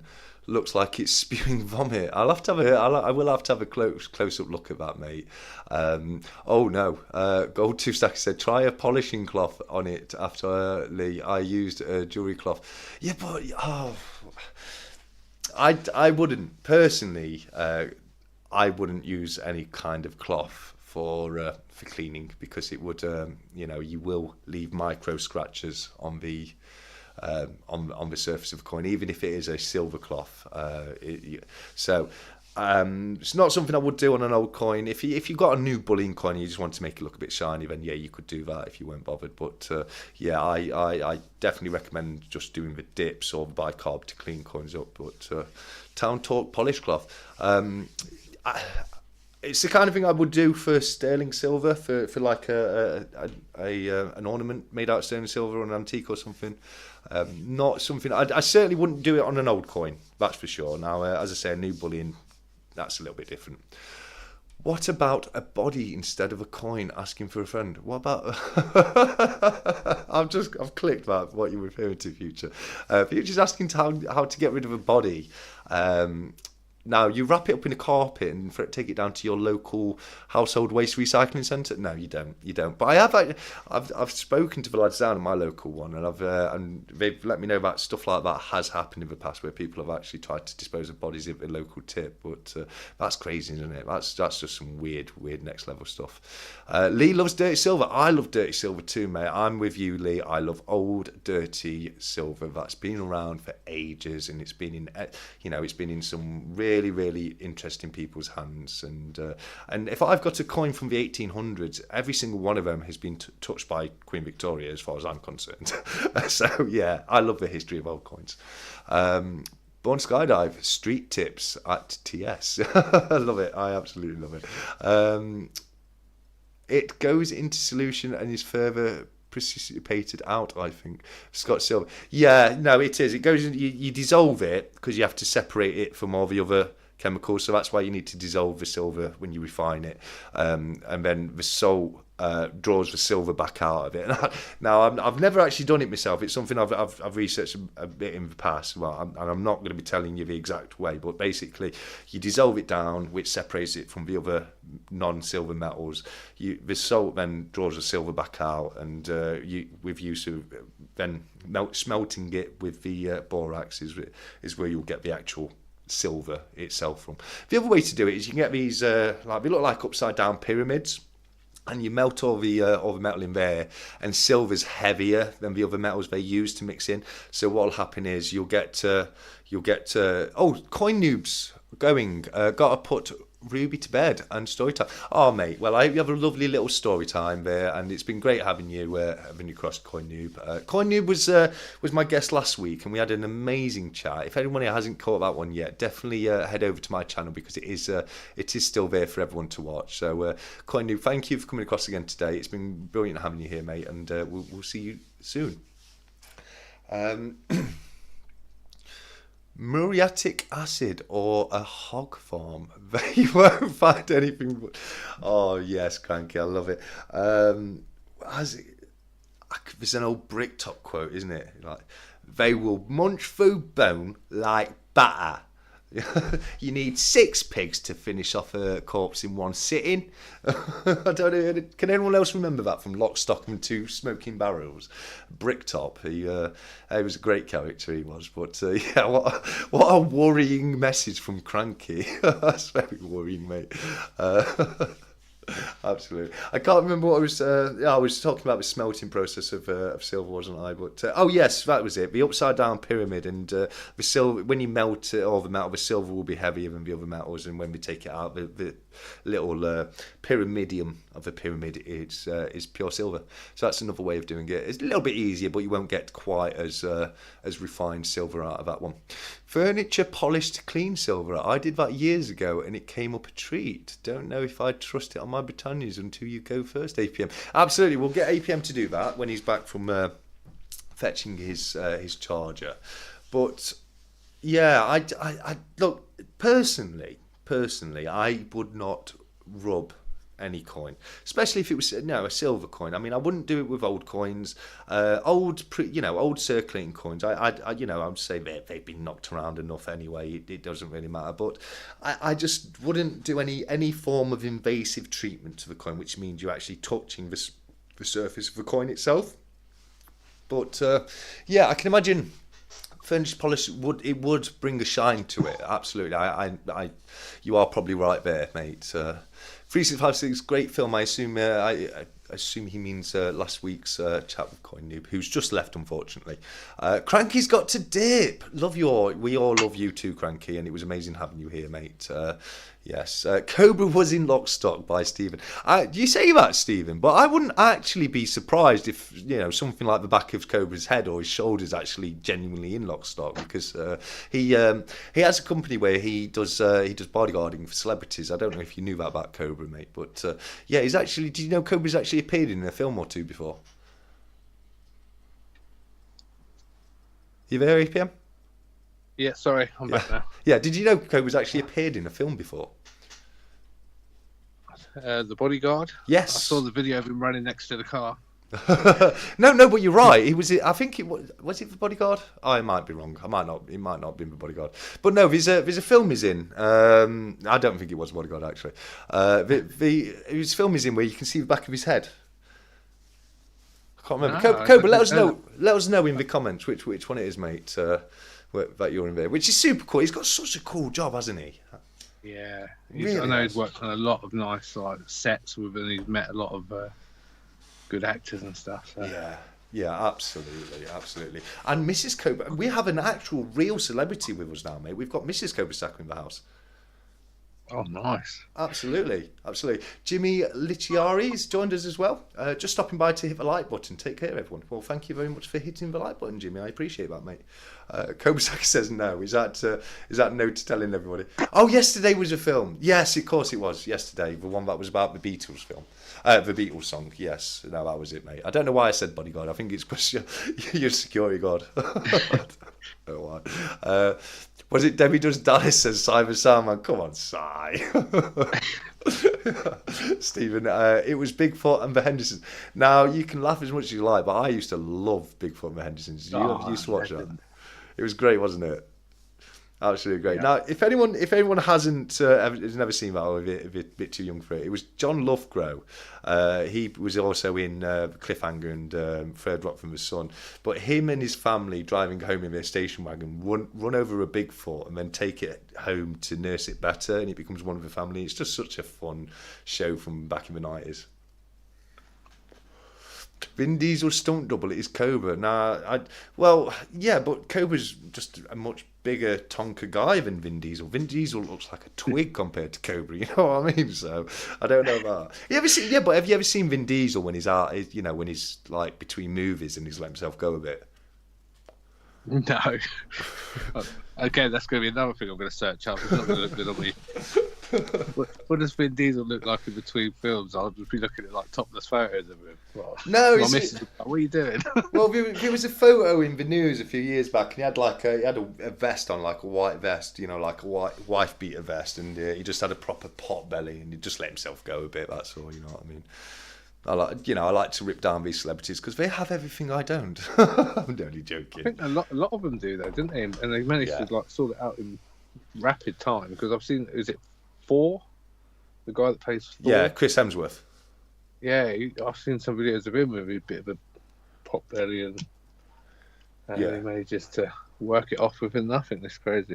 I wish I could. Yeah, absolutely. I think part of it is once you've been in that shape once, it's a lot easier to get back into that shape than it is to get there in the first time, because you've got muscle memory, etc.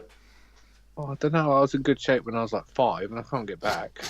You weren't in that good shape when you were 5, mate. Come on, let's be honest. Although slimmer. I've seen those 8-year-old bodybuilders, and they've got like full 6 packs and great big biceps, and you just think that's got to be dangerous, isn't it? To be putting that kind of strain on your body from that age.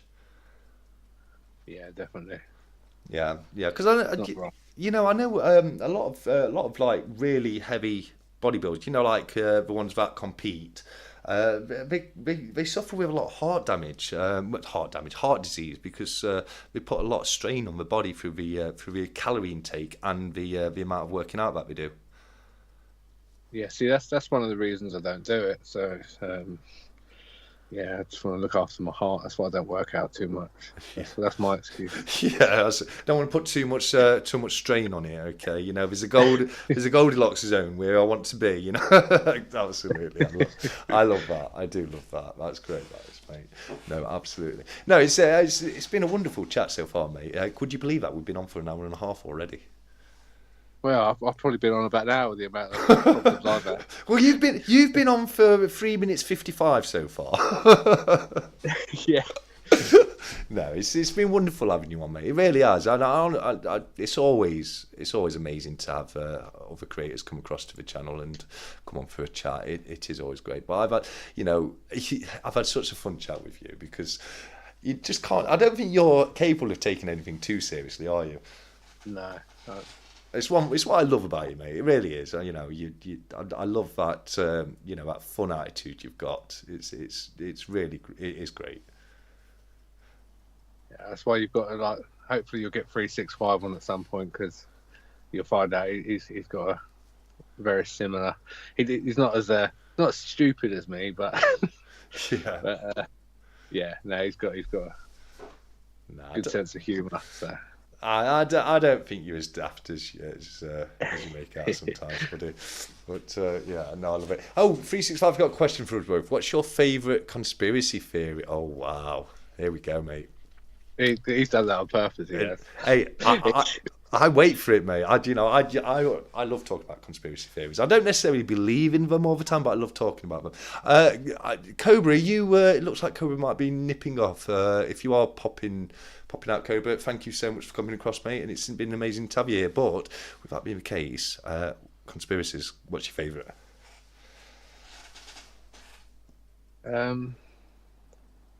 That's a tough one, isn't it? It's like I do love looking into conspiracies. I love going down rabbit holes and things like that. I don't believe everything that I hear, but I find it interesting what people think and why people think it and their reasons behind it. I do spend a lot of time looking into that kind of thing. I wouldn't say I'm a huge conspiracy theorist. I don't feel like the world's out to get me, but 7 Stacks has just popped in. 7, it's amazing to have you here. 7 is a wonderful lady stacker from across the pond, and it's great to have you over here, 7. I was just letting you say hello to 7 Beer APM, mate. Oh, hi 7. I'll just say a quick thank you for my sticker and my chip while she's here. Yeah, really appreciate that. Yeah. 7. Yeah, you've got a couple of chips there, haven't you? You've got a Stephen chip and a 7 Stacks chip there, mate. Yeah, they're just random one. Just random one. The M&M store. I love it. No, we're getting close to a game of poker now. Everyone needs to keep sending APM poker chips so we can have a game. See, I've got a better idea. We'll get a few of those Valcambi 100 combi bars. We'll break them up and use them as chips. Yeah. Gold 2 Stackers off out, mate. So just going to take this chance to say goodbye and thanks for popping across, buddy. It's been great having you here, mate. Thank you. So yeah, what did you say your favourite conspiracy theory was ever, mate? I didn't. he knows he's right. I'll put me on the spot here. Yeah. I think I've got mine loaded, ready to go. I think I've decided what my favourite one is. I'll have a so I love conspiracy theories. There's so many that I do love. Okay, but one of my favourites, because I just it's like, what the hell is it? It's the Black Knight satellite. I just love that conspiracy theory. What it is in fact there's a satellite in Earth's orbit, which is known as the Black Knight satellite, that NASA has discovered. We know it's there. People, it's been tracked. It's been seen in telescopes years and years ago. But there's apparently meant to be a satellite in Earth's orbit, and obviously, with it being out there, who knows what it is or if it's even real. But that one, I do really love that one. I do love spacey ones, like there's supposed to be a 2-mile long crashed alien space ship on the dark side of the moon and stuff like that. And I love them. I wish they were real. But I don't think most of them are. I think a lot of conspiracy theories are real, and a lot of them get proven to be real down the line, don't they? But it's that's one I really do like. I mean, obviously, I love the pyramids. There's the whole that the pyramids were actually a power station, weren't they? Have you ever seen that one? It's all about the way they're built, how they're placed. Yeah. And when you look into it, it's unreal. Yeah. I think that again, it's funny you say that, because that, and obviously the moon, whether the moon is artificial or whether it is. Is the moon a hollow spaceship?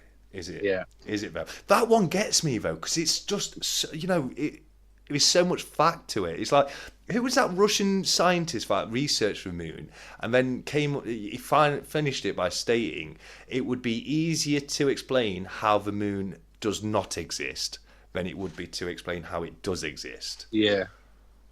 That's in itself is an incredible statement, isn't it? Really, like. Yeah. Because it's so taken for granted, the moon. We take the moon for granted. We think it's always been there, but it couldn't have always been there. Yeah, there has to be in a time where the moon was formed. And I know science believes at the moment that the moon was formed due to a Mars-sized object hitting us. And part of the Earth got smashed up, that item got smashed up, and then it was able to get caught in our orbit and just happened to save it. Some of the things that really, really put credence to it is, did you hear of the experiments that the Apollo missions did when they left the moon? No, I've seen quite a lot of things about the missions and that, but. So what we did is, when we went to the moon and they left in the lander, they went back up in the lander to the orbiting spaceship. They dropped the lander back on the moon. It was an experiment. We wanted to see what would happen. They had seismic equipment set up, and when they dropped it onto the moon, it rang like a bell for 4 hours, indicating that it is a hollow object. Oh wow. Now, science says that it's not hollow, it's just made of very, very, very, not dense material inside. But another interesting thing about it is the moon dust is, the rock below the moon dust is actually younger than the dust on top of it. So the dust is older than the stuff underneath it, which doesn't make any sense. Do you know what? As 365 are, I'm going to say it. I think my biggest conspiracy that I think is, I don't believe we went to the moon at the time we said we did. I think we've been down the line. You think we have been there. You think they blagged it at the time but caught themselves up. When you watch the videos and things like that, and you think it's very hard to fathom at that time of technology. Yeah.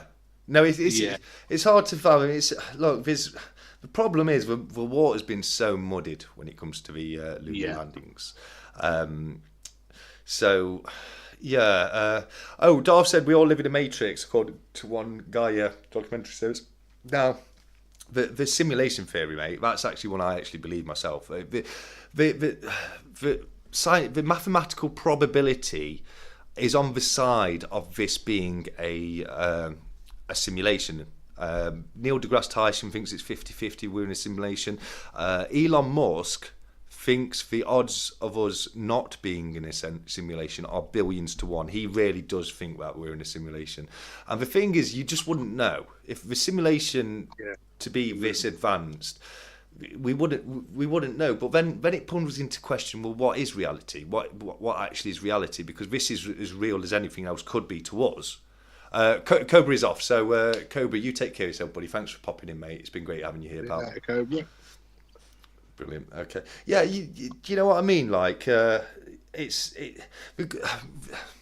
maths of it is, there can only ever be one base reality, one real reality, and that reality, once it becomes scientifically advanced enough, can create as many simulations as it wants. And every single one of those simulations, once they get advanced enough, can create as many simulations as they want. And every single one of those simulations, when they get advanced enough, and it cascades down exponentially.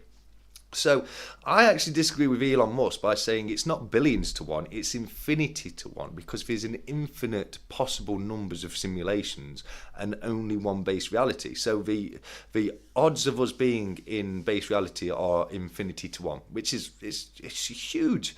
You know, the chances are that we're not in reality, that this is a simulation that was created by something. 100%, and this is. It's like it's just another one of those rabbit holes, isn't it? Yeah. When you start going down it, there's more and more questions. You're never going to get your questions answered. No. And I think, you know, I got to the stage a few years back where I just had to be okay with not knowing. You know, yeah. I had to make myself okay that, you know, some of these things, you will just break your brain trying to figure it out. That's it. You will drive yourself crazy if you don't just accept, like, not just accept, but you just got to come, like you say, you got to just get to a point where you're like, at the minute I can't do anything about it, so you know, I'm just gonna yeah. Well, one of the things is like one of the big things. Now I'm reading a book, it's called The Divine Matrix. It covers all this kind of stuff. It covers meta science and quantum realities and things like that. And one of the really, really interesting things is quantum entanglement. That's when two photons become entangled with each other, and it's all to do with the Doppler effect, which, you know, it's very, very complex, and I don't want to go into it over here. But basically, if you've got two photons that are entangled with each other, they react. Like if you change one, the other one reacts immediately, exactly the same time, which actually performs faster than the speed of light. So if you took if you separated entangled photons and one was on the Earth and one was on the Moon, it would take light something like 4 minutes to get to the Moon, whatever it is, but those photons would actually change immediately. So it's something that, you know, and the Doppler effect, it's crazy. Basically, photons act in a scatter pattern until they're being observed, and the second that they're being observed, they change into a wave function, and that in itself is crazy. How can a photon react differently just because it's being watched? It knows it's being watched. That's nuts, isn't it? That's actually nuts. It's complete nuts. It really is complete nuts. It really is. And when you start looking into that kind of stuff, which is actually, it's not pseudoscience. This is real science that is being explored. It does start to blow your mind. It's like, well, how are these things connected? Like it just knows. But what's your thoughts on the Earth being flat? I know 365 put a question on there about the Earth being flat. Again, it's one of those things. I'm not. I wouldn't say I was a flat earther. I'm not. Again, it's. I base everything by what I can see with my own eyes and what I know, and I think that's just something that I'll never know. I'll never be able to, unless like Elon wants to pay for me to go up and go into the Earth's orbit and have a look, and then I'll know for myself, and I can be like, that's that. Yeah. I always have the attitude of I'm not 100% until I've seen it with my own eyes. I am 100% that the Earth is not flat, mate. I'm sorry. That's how sure I am in my own mind. Now people can say, yeah, but you've not seen it. I just believe that there's no point to the lie of. Well, okay, so. The only point to the lie about the Earth being round and not being flat, the only point of them lying to us is it goes back to the lunar landings, really, where a lot of flat earthers say, well, the problem is that we never went to the moon, but we pretended to go to the moon at a time where we generally thought the Earth was a globe, and so we said we went to the moon, and yeah, it's a globe, blah blah blah. But you know, actually, we never went to the moon, and if we had gone to the moon, we would have discovered that actually the Earth's flat. So they're actually lying about the Earth not being flat to cover up the lie that we never went to the moon, which is one of the reasons I heard about it. Future investments, we've not done it yet, but he was asking about who's won the 250 subscriber giveaway for your channel. So we will be doing that very shortly, just to find a winner. I've also got for my little weekly giveaway this week. We're going with a 1936 King George V silver sixpence. It's a 500 silver sixpence right there, and you've got the Bertram Edgar McCulloch depiction of King George V right there on that. So a nice little bit of silver for myself. APM has got a much nicer piece of silver he's giving away, because he's giving that away for his 250 subscriber giveaway. Mine's just for a little weekly giveaway. So we've got a couple of those coming up. This chat is right up my street. Loving your knowledge, TSC. Bet you get a great pub quiz. I used to love the pub quiz. I generally did, but thank you so much. That means a lot to me. Stephen said, my favourite conspiracy theory is the Apollo 18. Apparently, we're warned not to go back to the moon. Yeah. No, I've heard that too. I have heard that. It is a great conspiracy theory. That would be because we were supposed to go back to the moon, but we just stopped, and quite weirdly stopped going back to the moon. And there is a conspiracy out there that we were warned not to go back to the moon, and we were warned to stay down there, which is super fun. It really is. I know 365 asked for one a little while ago. Let's have a quick look. Yes, was 911 an inside job? What's your thoughts on that, mate? I don't know. I don't know about that. That's I'd like to think no. If it was, then that's just awful. That's right. Just awful. I'd like to think no. Do you know that it's declassified documents? These are real life declassified documents that during the 60s, the US government created a plan to attack one of its own structures. I can't remember if it was a Capitol building or the penthouse or White House, whatever. But they had a plan to attack an American monument institution, whatever it was. Can't remember. If you look it up, you'll find out exactly what it was. But they had a plan to do that to basically blame it onto, and I think it was to incite more backing for the Vietnamese War. But there's actually a declassified government plan of the Americans where they literally planned 911 decades before. Yeah, it wouldn't. Do you know? It's again, like I said, I wouldn't want to think that it would be, but it does. It makes sense in line with it. If it suits, if it helps them get to what they wanted to do at that time. The thing is, there was a lot of that though. There was a lot of them wanting to go to war with Iraq and not getting a lot of public support for it. And that obviously did change right after September the 11th, where they did get a lot more public support because of the attack that was done on their home soil. And I'm not saying it was. I'm just saying that they're definitely capable of doing that because they planned to do so decades before. So it's not that they're not capable of even thinking about it. They are 100% capable of considering it at least.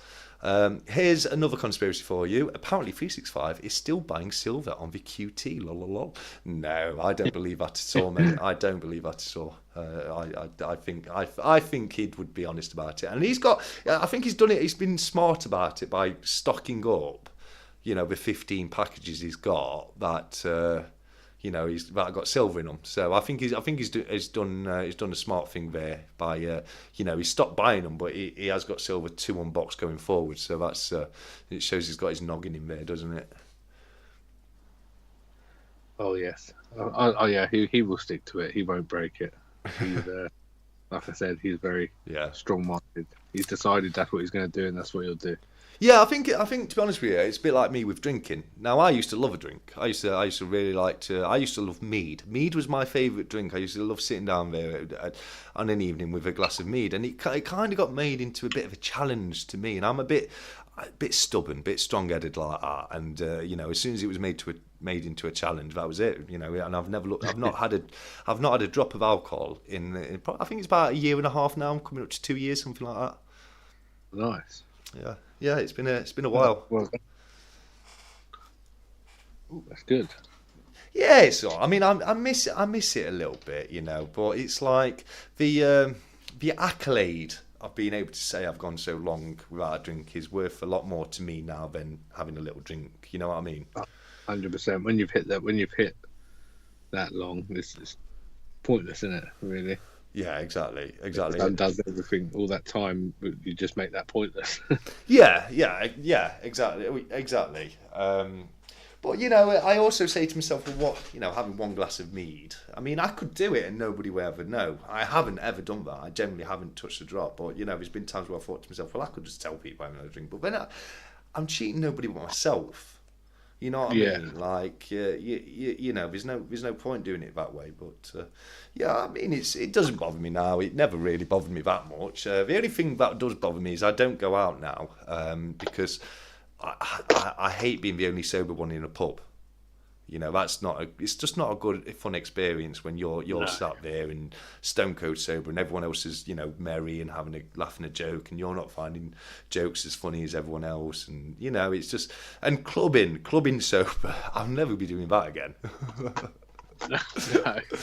You know, that's just not right, you know. 365 says 365's gone 2 hours without a drink. That is incredible. That's incredible. I mean, to say that is not feeling too well today. You know, he's gone 2 hours without a drink. No, well done, 365. What are you on at the moment, 365? Are you still on the same drink, or are you on to the next whiskey yet? I always love seeing the whiskies that people bring out on their channels. I do love it, but I also hate it as well because it's like, you know, you bring out such nice drinks, and I do miss it.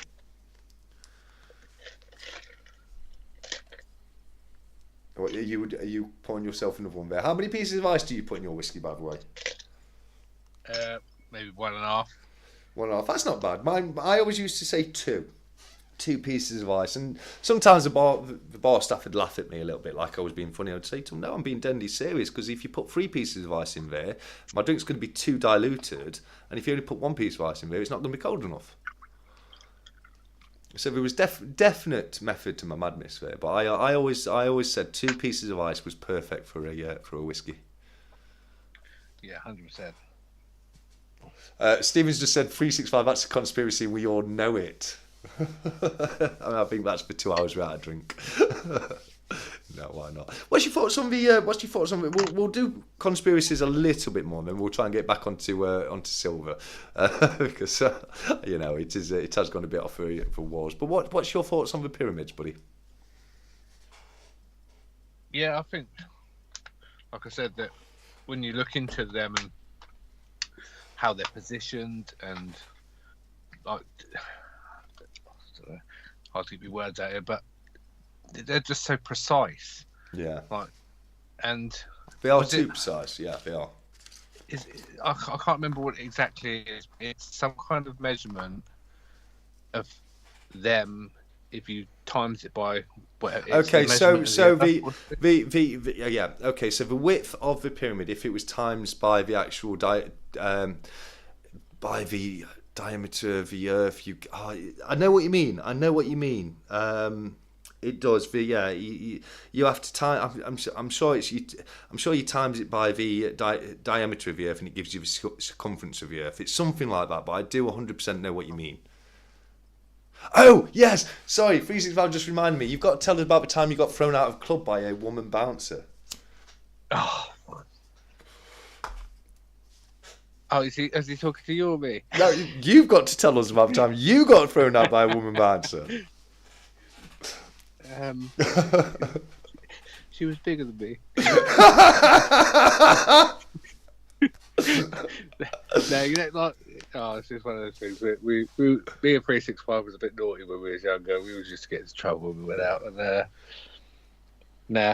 one night a few of us got chucked out, but yeah, I was getting ruffled out, and I turned around and I saw it as a woman, so obviously I weren't gonna. That's it, isn't it? You were just being a complete... Yeah, you were being a gentleman, weren't you? That's all it is. Oh, 100%. Yeah, 100%. She didn't ruffle me up. Yeah, absolutely. Absolutely. Just going back to the pyramids quickly. One thing I absolutely believe is I believe the pyramids were built. I agree with Graham Hancock that the pyramids were built by an ancient lost civilization. Yeah. Yeah, maybe not anything like the Anunnaki, which Scott Silver's just said. It may have just been, because we had the Younger Dryas, didn't we? And there was a flood event that happened during the Younger Dryas, and there was a lot of stuff going off in the world back then. So I think we had something like a comet hit us. Speaking of comets, I got terrified. I'm now living in fear right now because of something I learned the other day. That this I'm going to pass it on to everyone else. So every single year, at this time of year, between I believe it's September to November, we pass through the torrid meteor shower, which has things in it up to 1 mile in diameter. And this time every year, we play Russian roulette and just fly through an entire asteroid belt. That's terrifying to me. Crazy. It absolutely is, mate. Absolutely is. And this is why you get they're quite famous for torrid meteor showers that you get this time of year. We can get loads of beautiful meteor showers, and that's because we're just flying through a huge pile of rocks just floating out in space, waiting to smack into us. Yeah, Darth's just said most likely by a lost civilization. I agree with that, absolutely. I think the pyramids were probably built by a lost civilization. But let's get it back off of conspiracies and back onto silver or coins. But do you have, other than you've mentioned about 50p's, do you have any other coins that you collect at all, or any other collectible coins? Well, no, not really. Apart from when I went to Disney one time and I started, you can put the penny in and you can roll it. Yeah. And it comes out with those long ones. You can get them from like Sea Life and. Yeah. Did you actually get to roll it on yours then? Because some of them you just put a penny in and it chucks out a different penny. Oh no! I've got some of the ones I've done. You've got to give it a good old roll. You've got to roll it. Yeah, you can see it's glass and you can see through and you can see the penny actually getting rolled. Yeah, they're good. Very good. I've got a real antique coin as well. That's one of my favourites. Like, okay, I don't know when it was from. It's worth a lot of money. It's worth a hell of a lot of money. What's that one then? Oh, it's an Arsenal coin, is it? So it just needs throwing away, really, doesn't it? I don't even know where I got that. I think my son got that from somewhere. I don't know. In that the coin, that you need to be doing all that crazy stuff too. Oh, no, well, I wouldn't do that with that precious coin. Yeah, no, I haven't got anything against Arsenal myself. I'm not a huge football follower. I follow the local-ish team, so yeah. Well, why not? If it brings you joy, why not? What's your target number for ounces to reach? I've gone past it. Have you? Are you turning that line into a dot and just keep going? I didn't ever have a set target. My first purchase was going to be my. That was it. I was just going to get that and hold on to it. Yeah. And obviously. Oh, okay. Right, your base stack, that 365 got you. Yeah. Yeah. So okay. that was going to be it, really. That was just I was going to get that, put it in a box in the loft, and just forget about it. But well, I'm glad you didn't, mate. I'm glad you started your channel up and that you're continuing to go down your stacking journey, mate. Because it would have been a sad day for all of us if you hadn't have started that channel up, mate. We would never have known all the joy we were missing. I appreciate that. I genuinely mean it, mate. I'm so glad to have you on the scene. It really has been great getting to know you and watching your videos up to yet. Me personally, I don't have a target of Ozzers to reach. I'm in this for a long haul. There's always going to be stuff worth buying, but I'm probably, if I was just looking for stacking goals, I'm probably about where I need to be stacking wise, but as a collector, I'll never truly stop buying pieces that I love. I want to do a watch update for everybody and just let everybody know that we're still ticking. We are still ticking It is still going around. So my the antique watch I purchased recently, it was I had a little bit of a moment of it, but yeah, that's still going strong, thankfully. It seems like it just gets a little bit funny every time I wind it up. I just have to give it a tiny, tiny little shake. Nothing hard, just a gentle little shake, and it gets it going. Which is that's enough for me.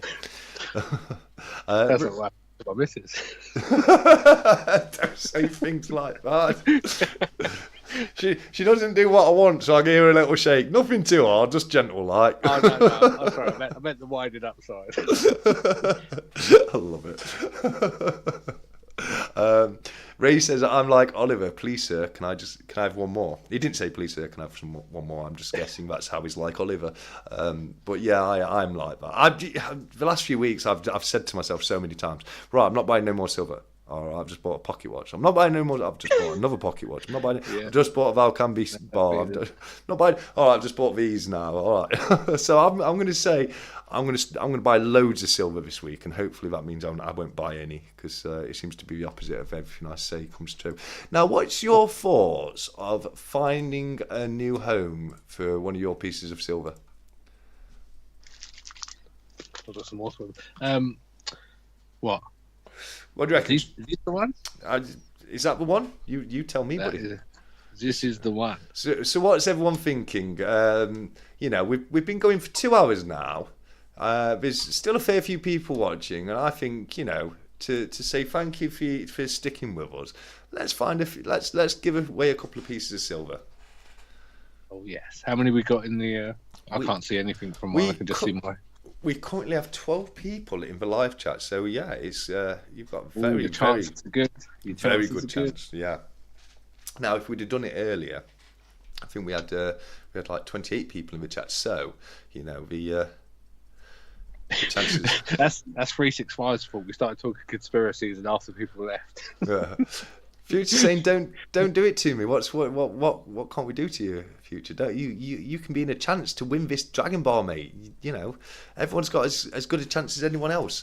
Where did I get the table lighter? Asked Scott Silver. That was off eBay, mate. I was actually just I was flicking around just for see if I can get a sterling silver lighter for myself. We have a jellyfish. Oh my word! And I've got a friend who he's got an awesome collection of World War II memorabilia. He's got guns. He's got a Vickers machine gun in his bedroom. It's the coolest thing ever. He's got cavalry swords. He's got bayonets. He's got what's the Russian gun that looks like a Tommy gun? He's got one of them as well.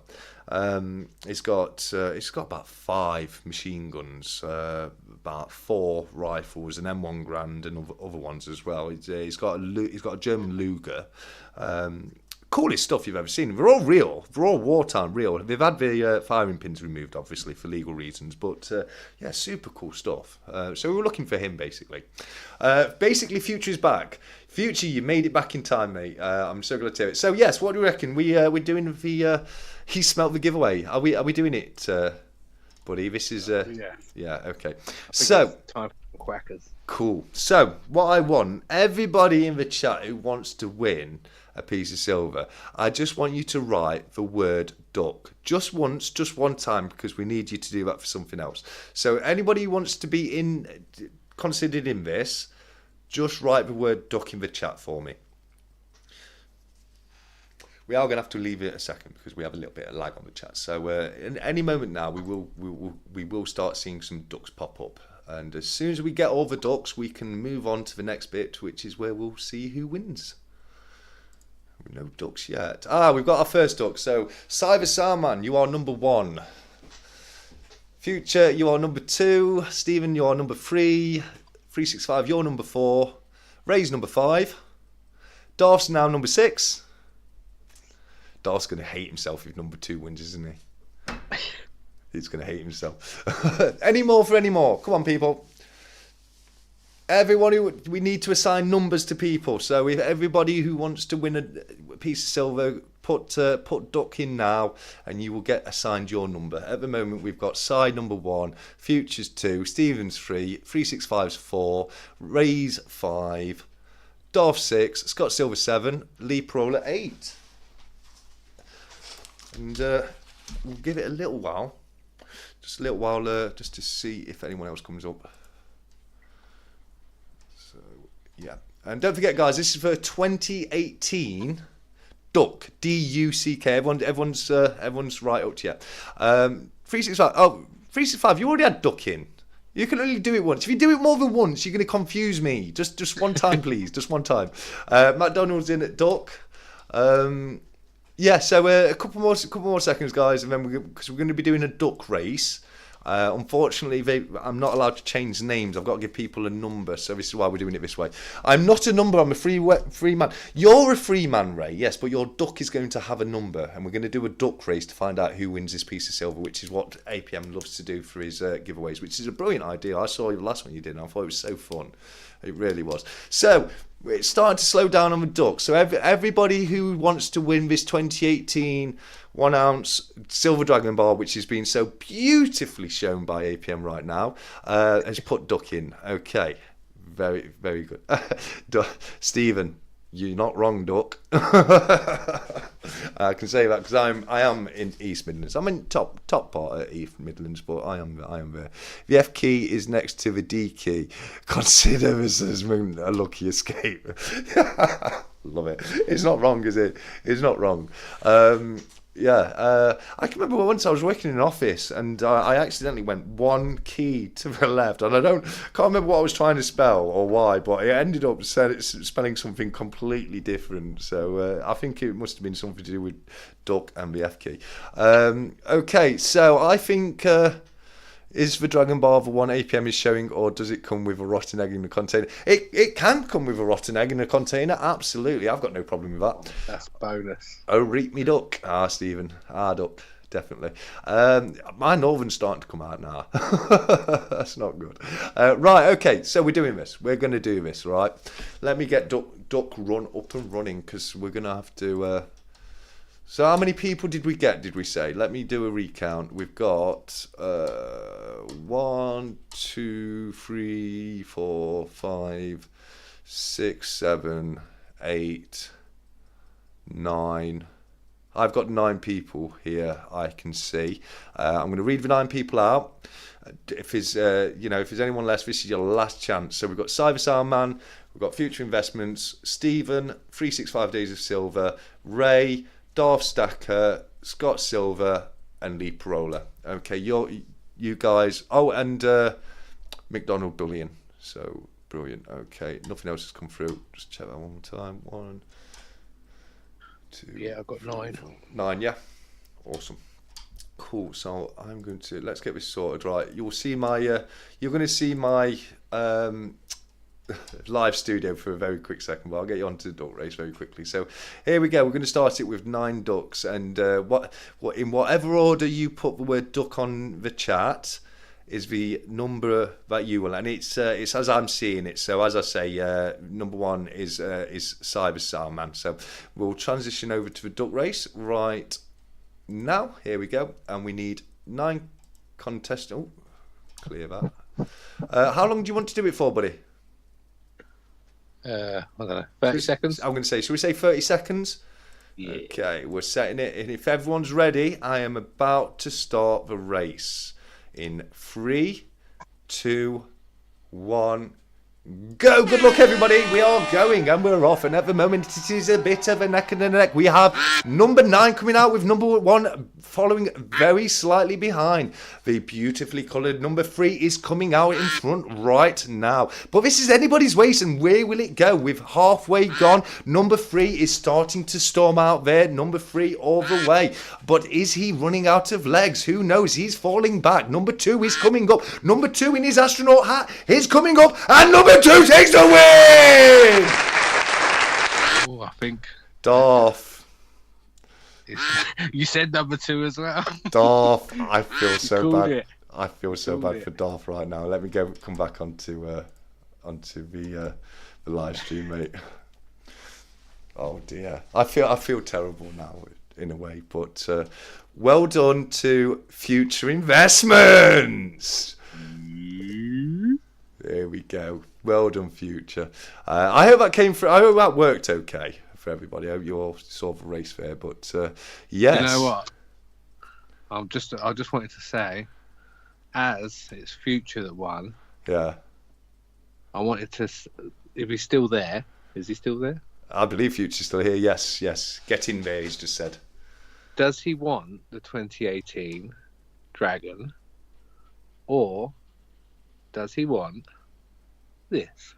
Una or the Dragon? I know he was looking for. Oof, that's an upgrade, isn't it? I think he's probably going to want that, mate.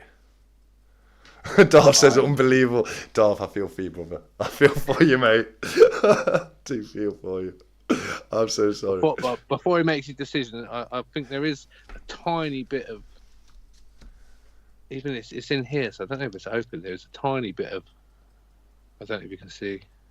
Can't really see it, mate. It's very small from what I can see. Really, really faint. But yeah, it's his choice. Yeah.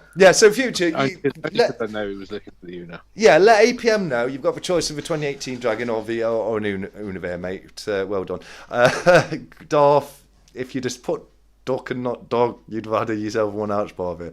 Darth is right. Darth is so unlucky, buddy. Darth is the unluckiest guy alive when it comes to giveaways. He is so close so many times. He really is. I feel really do feel for him. But Darth, mate, well, unlucky. Future, very well done, and congrats on winning that 1 ounce bar, which APM is giving you himself because he's reached 250 subscribers today, which is an amazing thing for him to do. It really was. It was fixed indeed. It really wasn't. I wouldn't feel as guilty as I do right now, Darth. You've made me feel awful, mate. Thank you. You know what I mean? You can tell Darth that he doesn't have to feel let down, because whichever one that Future don't want, Darth can have. Oh wow. That's just too generous, buddy. Wow. Well, yeah, Darth. I think you've got one thing to say to APM, buddy. Future says he would like the Una. No problem at all. So that means Darth has the Dragon, as he did. He did go to comment and put, was it dog? He put dog. Yeah, he put dog. But mate, that's unbelievably generous of you, buddy. That really is unbelievably generous of you, mate. I'll have a chat with you about that afterwards. Probably chuck you a bit towards the second. No, don't worry. Fine, that's fine. Are you sure? Yeah, 100%. All right. Well, good stuff, mate. Good stuff. Well done. And yeah, come on, guys. Let's all say a massive thank you and congratulations to APM in the chat, because he's just hit 250 subscribers today, and he's giving away 2 ounces of silver. That is so unbelievably generous. It really is. I really do appreciate everyone. So yeah, shows. And there's still more silver to win as well. Not a lot, not compared to what APM just come out and give away. He's putting me to shame here. But I do have really grubby hands because I've been working all day. But I also have a 1936 500 silver sixpence, which is a lovely little piece, lovely little bit of fractional silver right there, and an old coin to boot. So that is still up for grabs. So there is still a chance to win a little bit of silver before the end. Which we've been going for 2 hours and 15 minutes now. So what do you reckon? We'll start calling this the last stretch, shall we?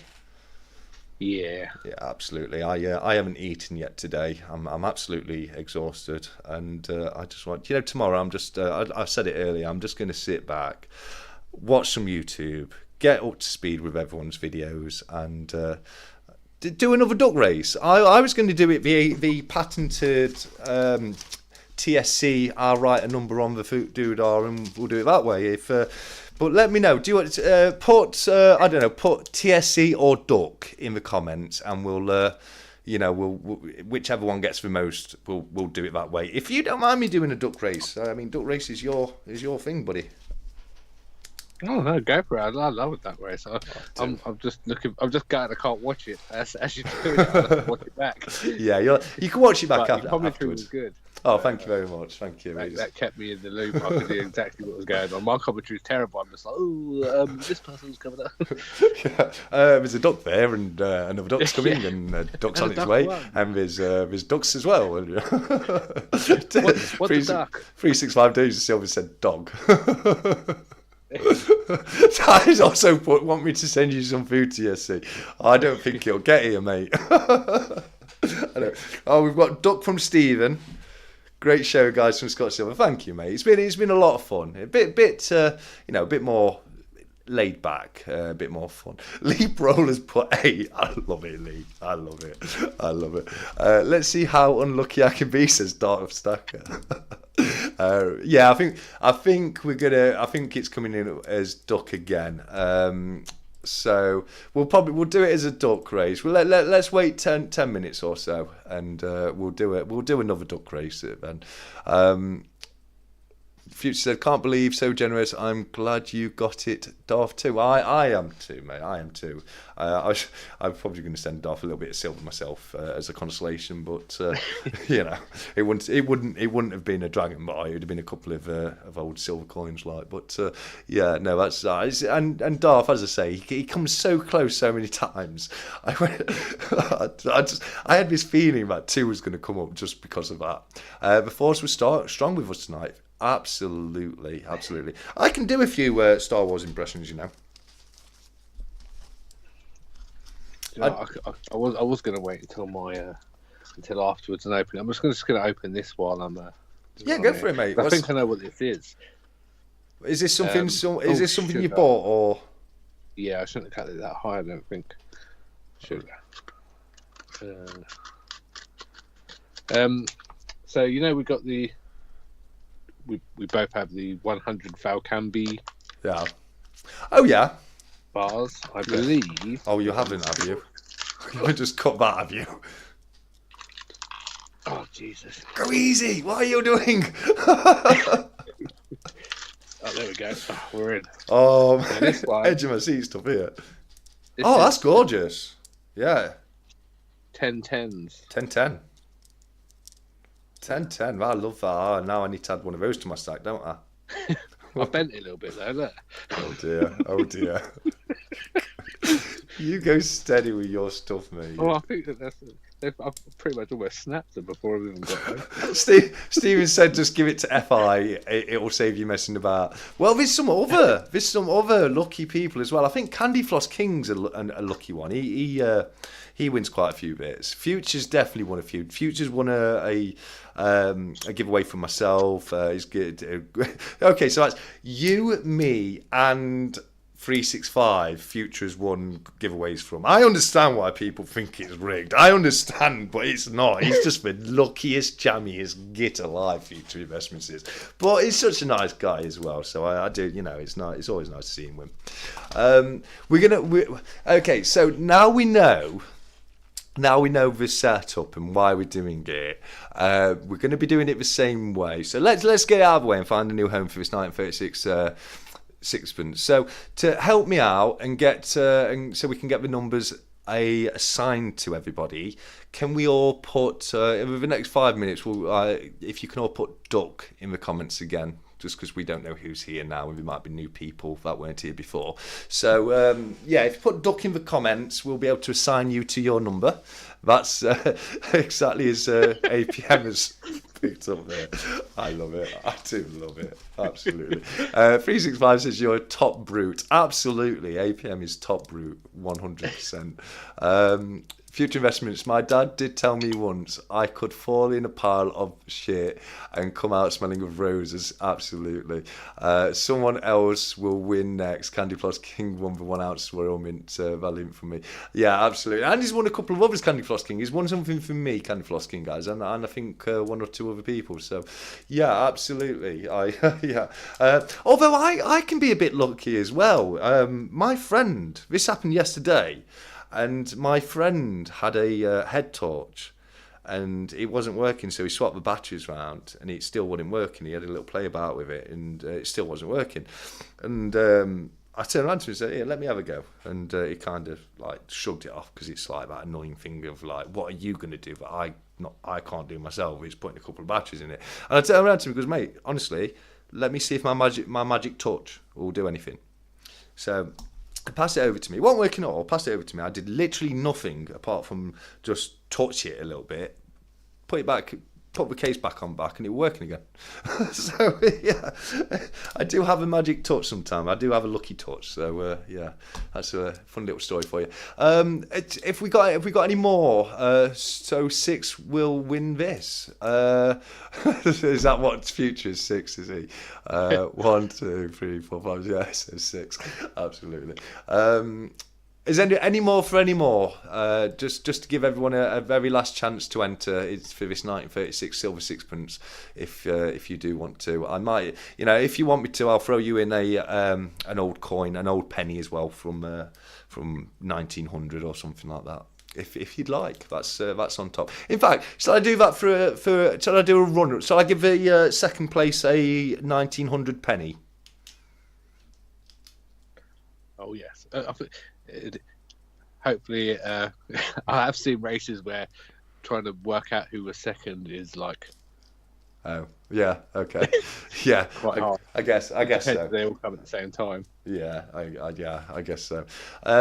Right, okay. What's Stephen said? Oh yes, 6 will win. I need FI to go to the bookmakers with me. Absolutely, we all need that. Right, what's FI? Can I throw in 100-gram combi? No. What about you, APM? Can you throw in a 100-gram combi? No. No. What's say no. What number's future investments in this? 6. Right. So if future investments wins this one. Oh wow! I'm sure please, God, we'll do please. another race for this. No, just please, God, don't let Future win this one. I'm sorry, Future, I love you, but we will not be able to let people believe it's not rigged if you win another one, mate. It's not. So I'm going to go through the ducks. We have 365 is duck 1, Investing Tortoise is duck 2, Cyber Soundman is duck 3, Stephen is duck 4, Darth Stacker duck 5, Future duck 6, Scott Silver duck 7, Lee Proler is duck 8, and I think that's it. APM, will you chuck in a bent combi? I might chuck in a backyard bully in 1 gram silver bar. I might throw one of those in. Maybe I've got a few of them, so I might throw one of them in. But shall we say that's our 8 ducks? I think we've given people long enough, haven't we? I think it's 24 minutes past. I think I said 5 minutes at 20 past. So, what do you reckon, mate? Shall we do another duck race? Oh yes. All right. Let's do this. So we said 8 people, didn't we? Yeah. Okay, 8 people, and we're going to do another 30-second one because I quite like them to be quite short. Cool. That's all ready to go. 8 people, 30 seconds. Right, you'll see my studio very briefly, but we'll get to the duck race. Okay, here we go. Right, we are now on duck race. So, is everybody ready? APM, are you ready? I'm always ready. He was born ready, this guy. He was born ready. Okay, so let's get that set. Hello.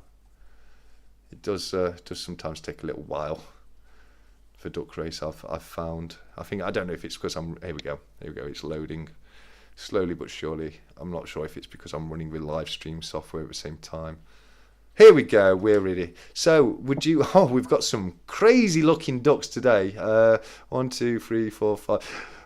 Have you seen? Oh no, you haven't. That's yeah.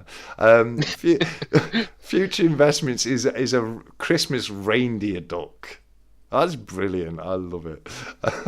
We've got an old lady duck. We've got a crazy looking mermaid. Looks like it's supposed to be Ariel. So whoever's number 8, I think that's Lee Parola. Love it. Anyway, give us a countdown from 3, buddy, and we'll get this thing started. 3, 2, 1. And we're loading. Not responding. Can we see there in top corner? Duck Google Chrome not responding. Oh dear. This is not what we want, is it? This is not what we want. Okay, right. Give me a second, guys. Give me a second. Let me just. Yeah, it's not responding at all. Okay, let me close that down and reopen it, and that should hopefully fix it. I think duck race is just. Oh God. Okay. No, closed. It started just as a click close, but Oh dear, this is becoming a nightmare right now. I'm so glad we decided to do another duck race. Coin Noob Future's just been winning all these rigged games. Oh, isn't Coin Noob back? Coin Noob, yes, we're doing some giveaways, mate. Coin Noob, well, you've made it just in time. Luckily, we'll put you in as number 9, Coin Noob. It's a 1936 silver sixpence we're looking to win at the moment. We're going to be doing a duck race. So if I can get this, oh my word. Something very wrong has happened now. All the other ducks, apart from number 2, have just disappeared. I don't know what's going on. Let me just get rid of this task manager. Chrome. Why is it saying that there's 27 tabs open in Chrome? That's crazy. Let's end that task. There we go. It's ended itself now. Brilliant. Okay. All right. Let's try this again. Have we got any new people in the chat at all, or? So look, you wouldn't know, would you, mate? Because you can't see it. No, I can't see. Yeah, absolutely. It's yeah, it runs so smoothly tonight, hasn't it? So seamlessly. Coin Noob always wanted to be for like half hour straight now. That's it. Right, okay, duck race. Coin Noob, we're assigning you as duck number 9. So we've got 9 ducks once again. I think Mac B was the one that didn't enter this time, but was in last time. Cointails, do you want to be in the duck race? You've got a few seconds to let me know. We'd love for you to join our community. You'll be first to get updates on metal coins, and we value your thoughts and suggestions. Well, thank you very much, Cointails. That's a very nice thing for you to say. Duck hell. I like it. I like it. Ducking Nora. We're getting all the duck jokes come through now. Always wanted to be a duck. Sounds good to me. Number 2 for the win, says Investing Tortoise. Is IT number 2 this time? I can't remember. Yes, he is. Yes, he is. Right. Okay. Right. I'm gonna. Let's do it as 10. I'll do it as 10. Why not? Why not? In fact, yeah. Cointails, put duck in the chat quick so I can do it. This is an utter duck fest. I love it. Cointails sounds like a bot. Cointails not a bot. He leaves loads of comments on my videos, buddy. What the duck from APM. Look, let's get all right. 9 people in clear. 30 seconds. Set. Okay, we are ready. Set. Transition over. Duck race up.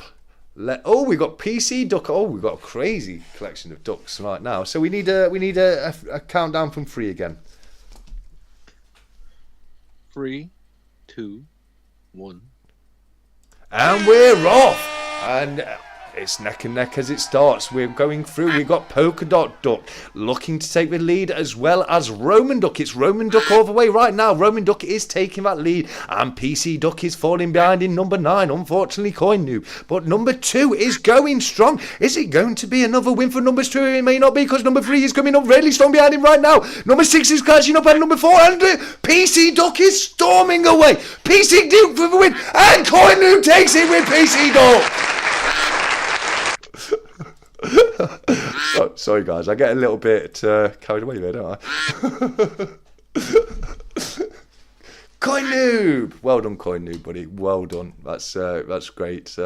What's a duck do? Well, wins a race for you, Coin Noob, mate. That's what a duck does. Think you're right, 365. Yeah, Scott Silver. No more needs to be said about that.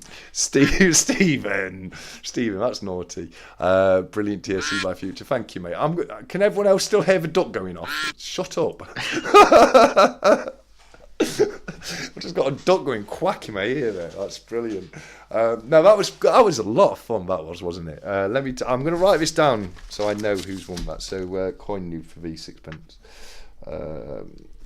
Came just in time. Coin Noob didn't he? Oh, I told that perfectly. He really did. Popped out for a bit, came in just in time to win a sixpence. So can't go wrong. Shall I give another one away? What do you reckon? Yeah. Yeah, why not? Let's do another sixpence. I can get rid of another sixpence. That's fine. I had so much fun in that. I need to do another one. We'll do same 9. Same. Well, in fact, I'm going to go 8. Okay, Coin Noob can't be in this one because he's just won that last one. Can I be in this one? Yeah, we'll go back to 9. You can be in this one. Why not? Why not? You've been so generous tonight, mate. It's it's one of those things. So I'm definitely going to let you be in this one. If it loads, it's been a little bit funny again. Ooh, my PC does not like duck hunt. Oh my god! Right. It's doing one of those things where it's slightly behind me, so every time I click a button, it does what I want it to do. The last click. You ever seen that? It's really annoying. Right, it's not responding again. Yeah. Have you got me a virus on my PC here with this duck race? Well, you've already caught the illiterate side of my. Absolutely. Here we go. Right, let's try this again. Duck race. Initializing. Here we go. It's loaded nicely this time. So we said 9, didn't we? Because you're back in, yeah? Oh, yes. Bedtime story was good too, lol. Oh, Coin Noob's had a great evening. Right, okay, oh, Francisco's here, just in time to watch a new run. Do you want to be in it, Francisco? You've got time to be in this one, mate. We'll take it up to 10 if you want, buddy. Francisco's a lucky guy too. He won my 500 subscriber giveaway. So yeah, you've got some competition now, future. Francisco, I'll put it to 10. You can be in it. We've already done it once. I've already given one away, so why not? I like it when everyone's involved, personally. Finish cleaning this in Coca-Cola. Oh no, that's awful. Luckily, they won't be able to see you shortly because we'll be going over to the duck race. So. Right. Yes, as Coin Noob says, good luck to the next race. So I've got 10 people in, 30 seconds. That is set. So we're all ready to go. We're going to pop you all across to the duck race. So let's see you all there. And with a countdown from my beautiful assistant, APM. Or not. Beautiful. Can you 3. Here we go. 2. 1. Let's go. And we're off, and this time, once again, it's number 9 in the lead with the Scholar Duck number 8 just behind, and number 1 is coming up really fast and strong. We have Superman Duck. Will Superman Duck take it at number 3? He's starting to look a little bit frisky to me, but number 5 in his beautiful blue hat is coming up strong. Scholar Duck has not lost the race yet. He is coming back in it at number 8, and Scholar Duck is going. He's going strong. He sees the finish, and he is inside, and he takes it. It is number 8. Brilliant. Who was number 8? I can't remember who number 8 was. Here we go. Okay, so I think it was. Let's have a look. 1 was 365, 2 was Investing Tortoise, Cyber Salmon was 3, Stephen was 4, Darth Stacker 5, Future 6, Scott Silver 7, Lee Parola. Well done, Lee, mate. Well done, Lee. Yeah, that's brilliant. That is brilliant. Lee really is a great guy, and he does support a load of the channels. So I'm really, really glad he's won that one. So no, but what a lot of fun. Now everyone's just looking at my live studio right now, aren't you? So let me transfer back over. There we go. I totally forgot to do that then, but you got a little sneak peek of what I have to deal with when I do these lives. That's how I run them from OBS Studio. But yeah, that was a lot of fun. Thank you. Thank you for introducing that into the live chat tonight. That really has made things a little better. Lee said he wants to give it to FI. I'm more than happy to do that, Lee. If Future Investments would like it, that's absolutely fine by me. That's very good of you, Lee. Thank you very much. Coin Noob. I'm not sure. I can't remember if I've got your address as of yet, because I know I am sending you a sticker. TSC, you're bloody brilliant at that. So good. I don't know if that last one was quite as strong as the other ones, but it's a lot of fun. I did enjoy that. Yeah, I think we're gonna have to do that again sometime, mate, because that's just too much fun, isn't it? It is. It's so much fun. No, and tonight's been a lot of fun as well. I really do enjoy this, and I'm hoping this is something I can do regular, and I can try and get. I'm not saying I wouldn't like you to be back on, because I absolutely would. I think everyone I've had on the channel up to it's been brilliant. And not only to the people I've had on during the 24-hour live. There was a few people that came on. Darth Stacker, CPM came on, Future came on, Cobra came on. You're all welcome back. You've all been absolutely great. Yes, I thought I had, mate. I'm going to the post office Monday. Anyone who's got anything coming to, who hasn't received it yet and still has it, we'll pass it on to Stephen.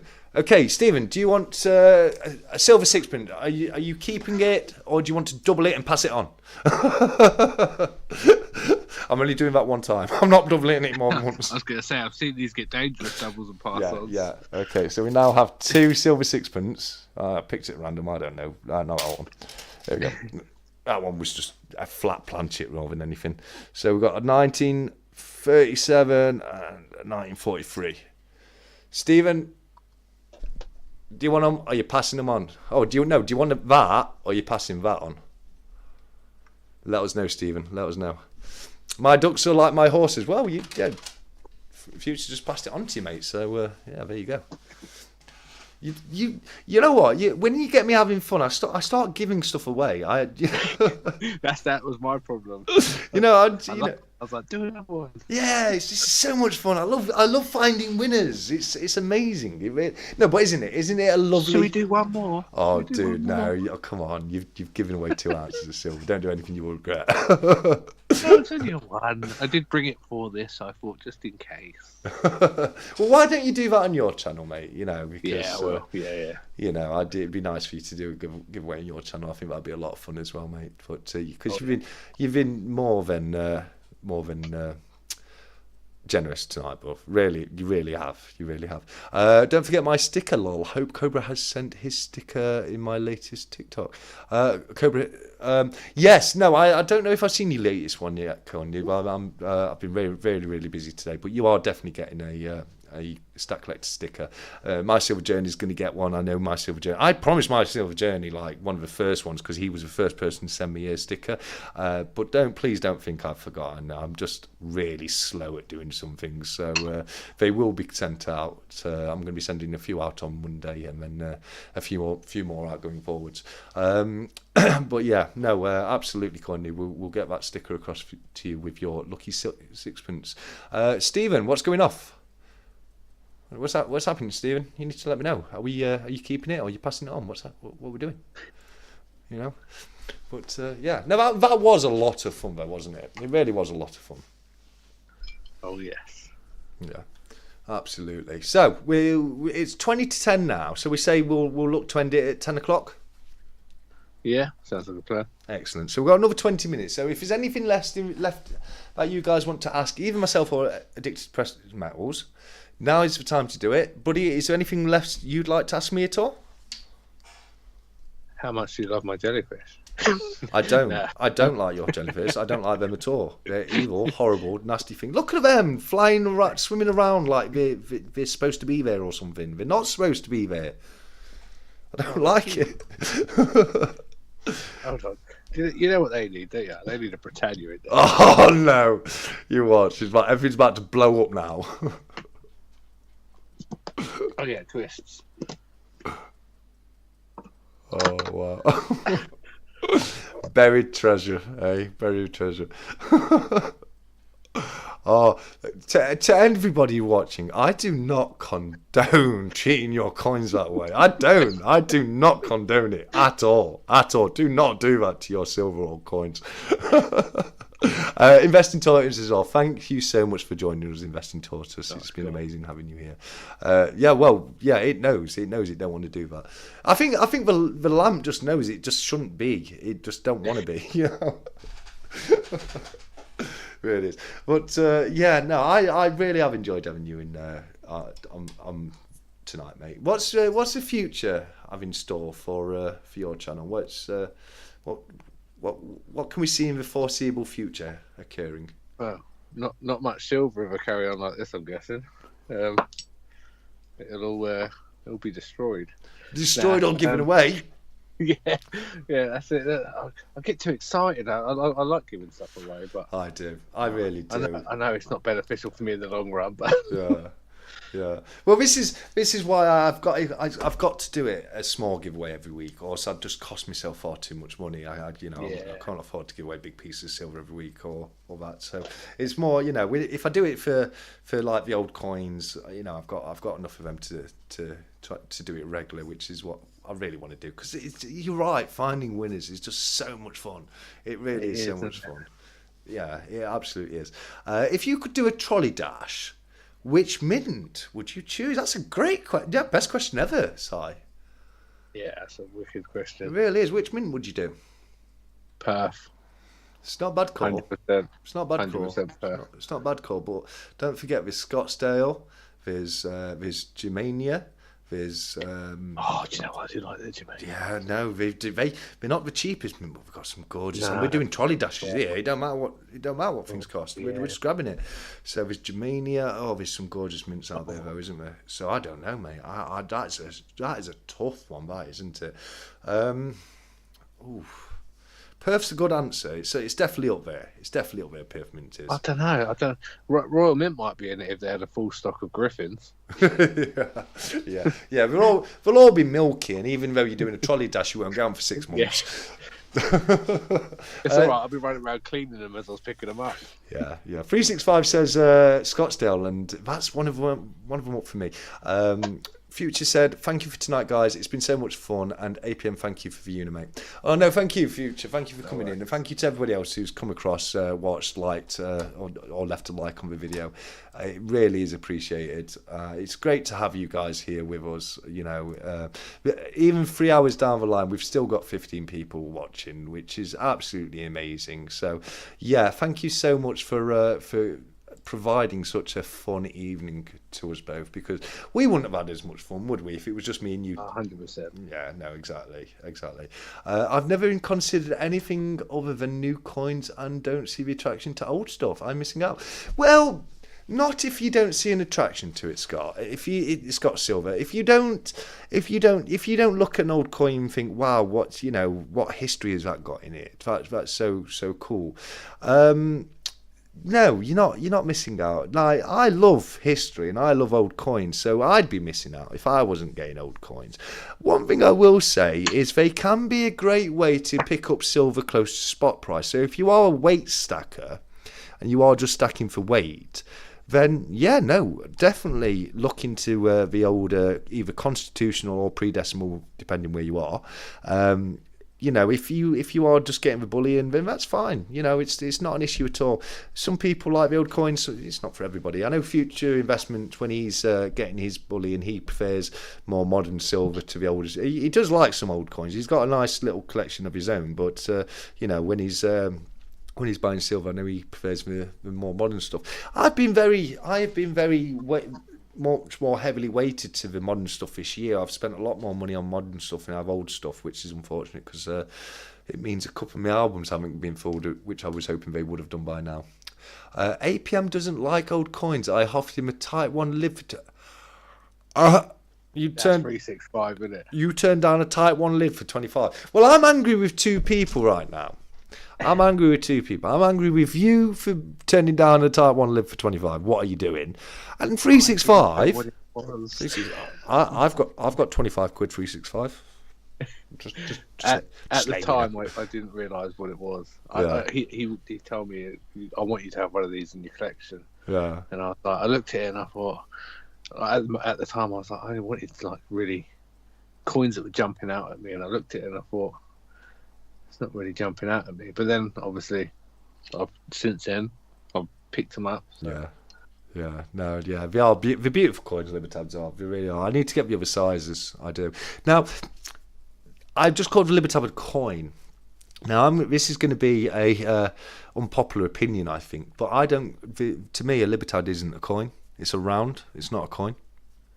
And I know a lot of people are going to disagree with that, and we're going to say, no, it is a coin, because it's the national bullion coin of Mexico, and it's legal tender. But you can be legal tender and not be a coin, because a banknote's legal tender, and that's not a coin. To be a coin, specifically, it has to have a face value or a denomination on it, and a Libertad doesn't have a denomination. It's tracked as per the spot price of silver, and well, I don't see why it is a coin versus 365, because it doesn't have a face value to it. Yes, it is legal tender, and yes, you can spend it based on the intrinsic value of the silver, but that's what gives around its value, its intrinsic value. And as I say, it's an unpopular opinion. But so can a banknote, and that's not a coin either. You know, you could take a banknote to a bank and say, here, I want £21 coins for this £20 note. And, you know, you can that's what I mean. Yeah, I know it's legal tender. I fully accept it's legal tender. Absolutely. It is legal tender in Mexico, up to a spot value of silver.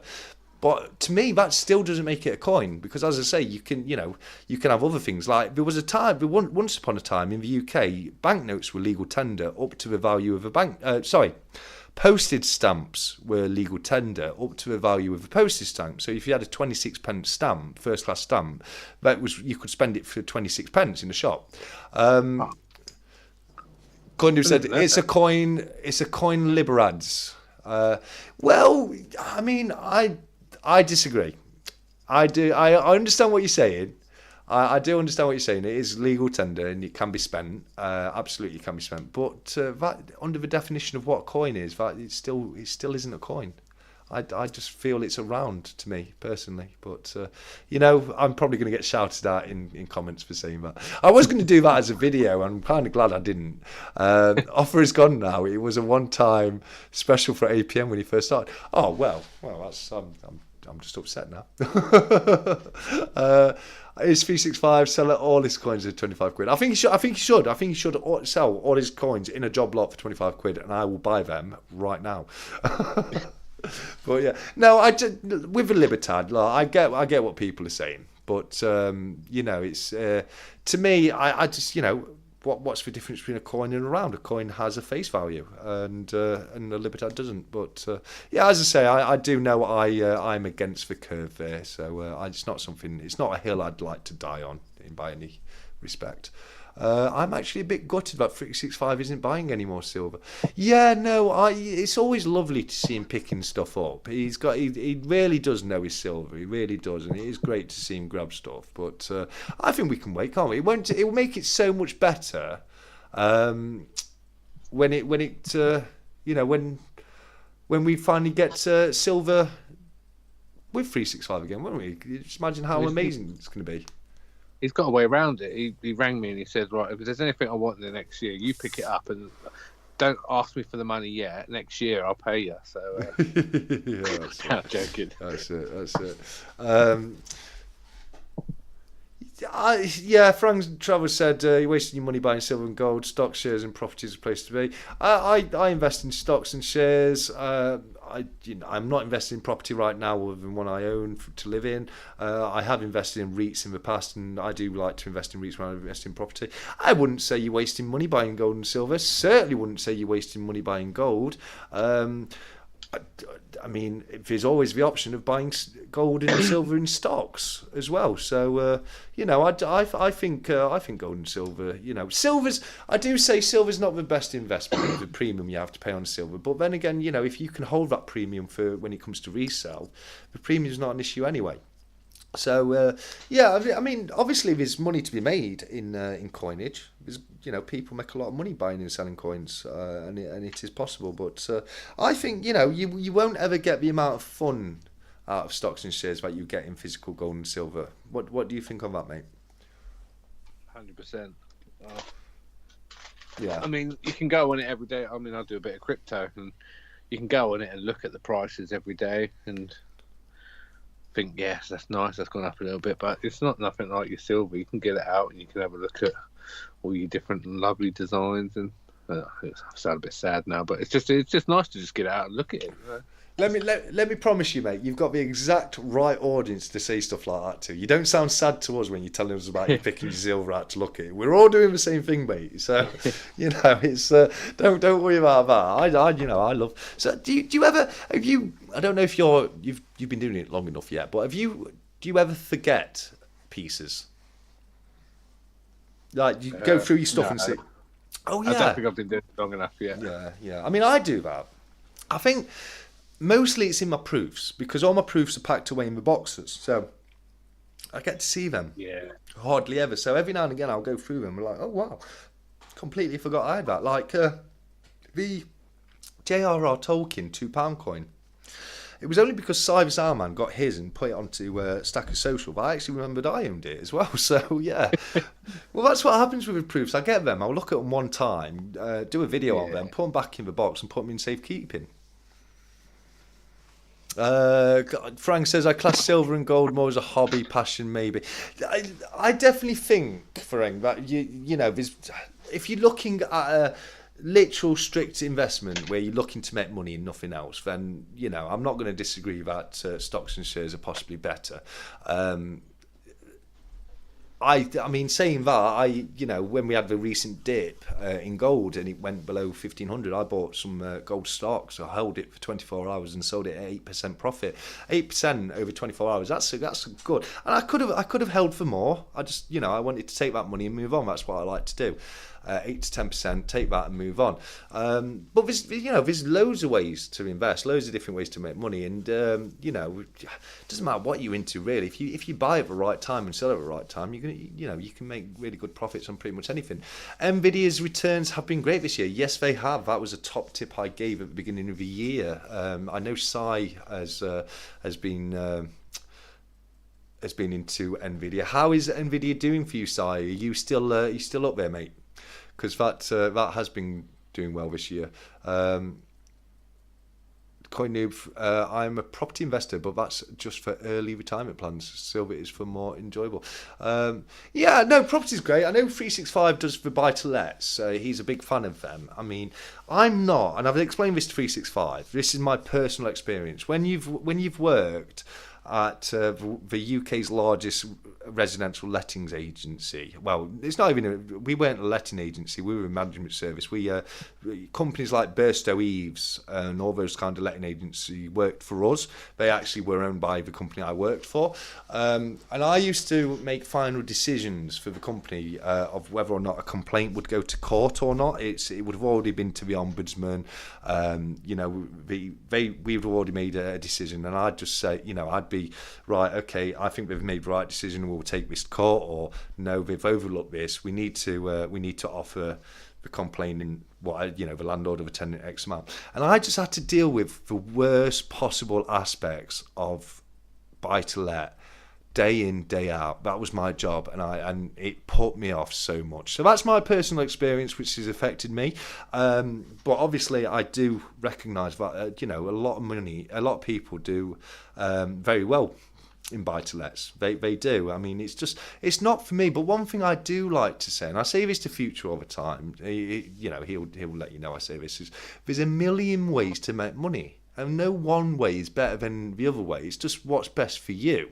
You know what I mean? Like, you can't look at how somebody else has made money and follow that step for step and expect the exact same results, because your circumstances are different. So yeah, I think it's great that there's such diversity in the ways that people invest and the ways they look to protect or grow their money. 76% up now, Cyrus Arman. So that is an absolutely amazing yield off that. That is the growth on that is the growth is amazing. So yeah, that's awesome. 76% up. I wish I'd have taken my own advice, Si. I really do wish I took my own advice back then and put some money into Nvidia myself at the time. I was in a different company at the time, which I've later taken out at a profit, but nothing like that. So yeah, absolutely brilliant. I've started to put something in ETFs from developing countries as well. They look good historically. Yeah, developing world ETFs can be really, really good. That's when you're investing into countries that have developing economies. So the economies that are growing, and you've got a lot of growth there because we're not a very big economy right now. I go into the S&P 500.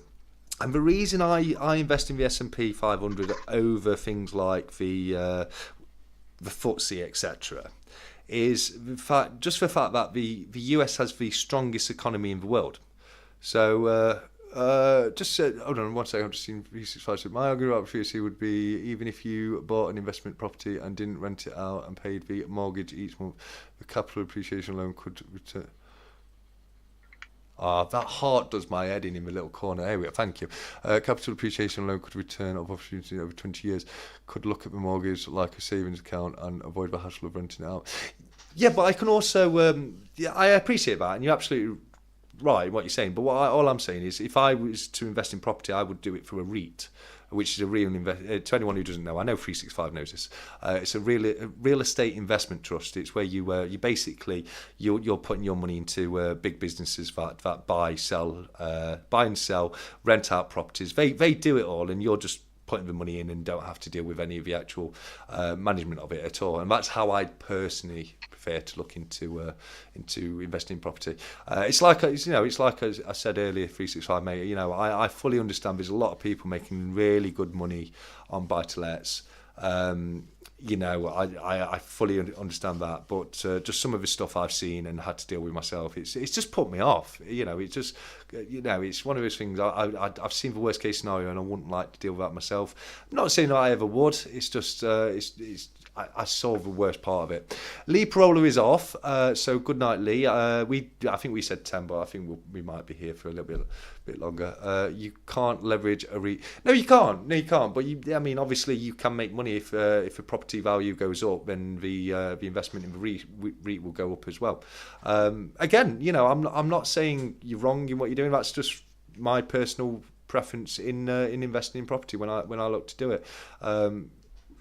One thing you mentioned in one of your recent videos is one thing I actually think is a really good idea, is when you buy properties with multiple areas to it. So you might have a property that's got a flat above a shop.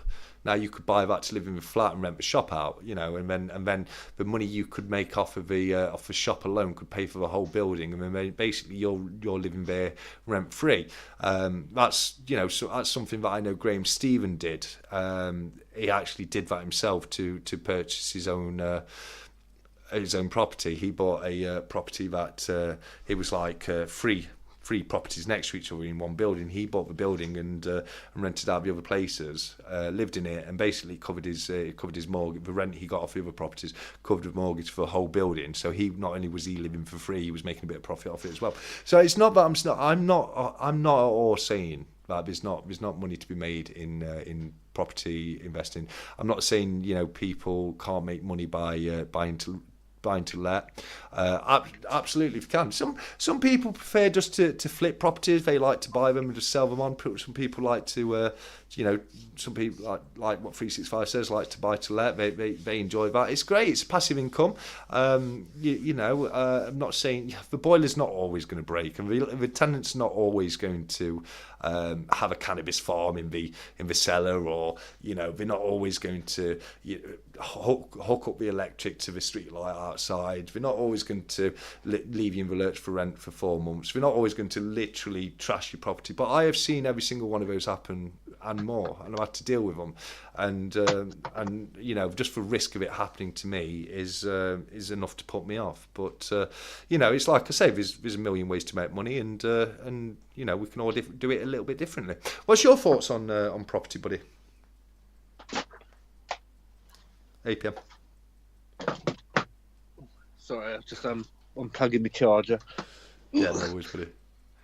It's something I want to look into in the future. It's like I say, I'm very new to all of it at the minute. I've dabbled in a bit of crypto. Yeah. I've not a lot, but I do want to look into things like shares and property and things like that. It's just broaden the horizons. And I'm not trying to put anyone off in property in any way, shape, or form. I'm just saying that there's more than one way to invest in property, and definitely look into all those ways. I might change it. I might change my mind on it one day. I might get myself a little buy to let and rent it out. I see faces I put. Trust me, the boilers do always. But I know.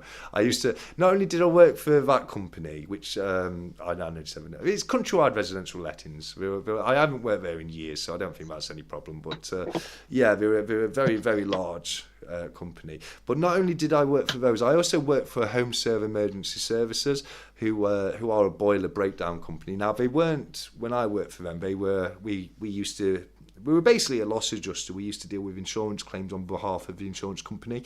We used to manage all the repairs and the payouts and all that kind of thing. But that company then closed down its insurance claims management side and literally just carried on to being a boiler repair company. So you might see the red vans with a little white house on it. That's Home Serve Emergency Services. But boiler breaks are awful. I can see Futures heading off to bed shortly. He's tired. So I think, what do you reckon? Should we start winding things down now? It is just past 10. So what do you think on that one, buddy? Yeah, I'm gonna have to make a move soon. I've still got to go to the shop before I go to bed. No, me too. As I say, I've been working all day. I've not eaten yet, so I'm getting a bit tired. I want to just put my feet up in front of the telly a bit and just shut off. But it's been a wonderful chat. It really has. Have you had a good time, mate? Oh, but yeah, it's been brilliant. I just like coming on and having a chat, and it's been fun. It has been a lot of fun. Future off with his, well, he's got the silver, mate. He's off now, isn't he? You know what I mean? Like, you can't blame the lad, can you? Now I'm joking. Future's a great guy. He knows I'm joking. He does. But it's and so honestly, some brilliant advice. And like, if I was going to buy to rent, I would go to 365 and speak to him, because I know he's doing it. He's got experience in that, and I know he knows exactly what he's talking about. It's just something that I just don't want to deal with, that kind of thing. I've not always been the easiest tenant for my landlord. You know what I mean? So I won't want to deal with myself as a tenant. And some, some tenants, and this is no joke of lie. This is from when I used to work in that company. Like, they'd get the landlord out to swap the light bulb. Oh wow! Could you? I mean, and do you know the mad thing about it is? It's the landlord. It is actually the landlord's responsibility to change that light bulb. If that light bulb was in the house when they started the tenancy, it is actually part of the fixtures and fittings. It is the landlord's property, and it's their responsibility to go out and change it. So if you are renting a house, you can literally call your landlord every time your bulb goes out and get them to go out. Barely anyone does that. But I've had to actually arrange for contractors. I've had to arrange and pay for a contractor to go to a property to put a light bulb in it. Wow. Yeah. Do you know what I was going to say? Anyone watching back this video that's a landlord is going to be like, shush. No. Look. Like I said, mate, my job wasn't ever there to deal with things when they were going well. That's not what my job. My job was solely there to deal with just the bad instances. So obviously it's tainted me. I'm tainted. I understand that. Stop telling everyone to see. All right, I'm zipping my mouth now. that's it. Yeah. Oh, by the way, there's a clause in that if you're renting a house off of 365, that actually doesn't apply to you. We've had some awesome comments come up quickly. Darfsack said great night. 365 said great live, guys, loving these weekly lives. Scott Silver said been a blast, but I'm off ski, catch you all later. Kieran Noob says great stuff, guys, see you with COI next week.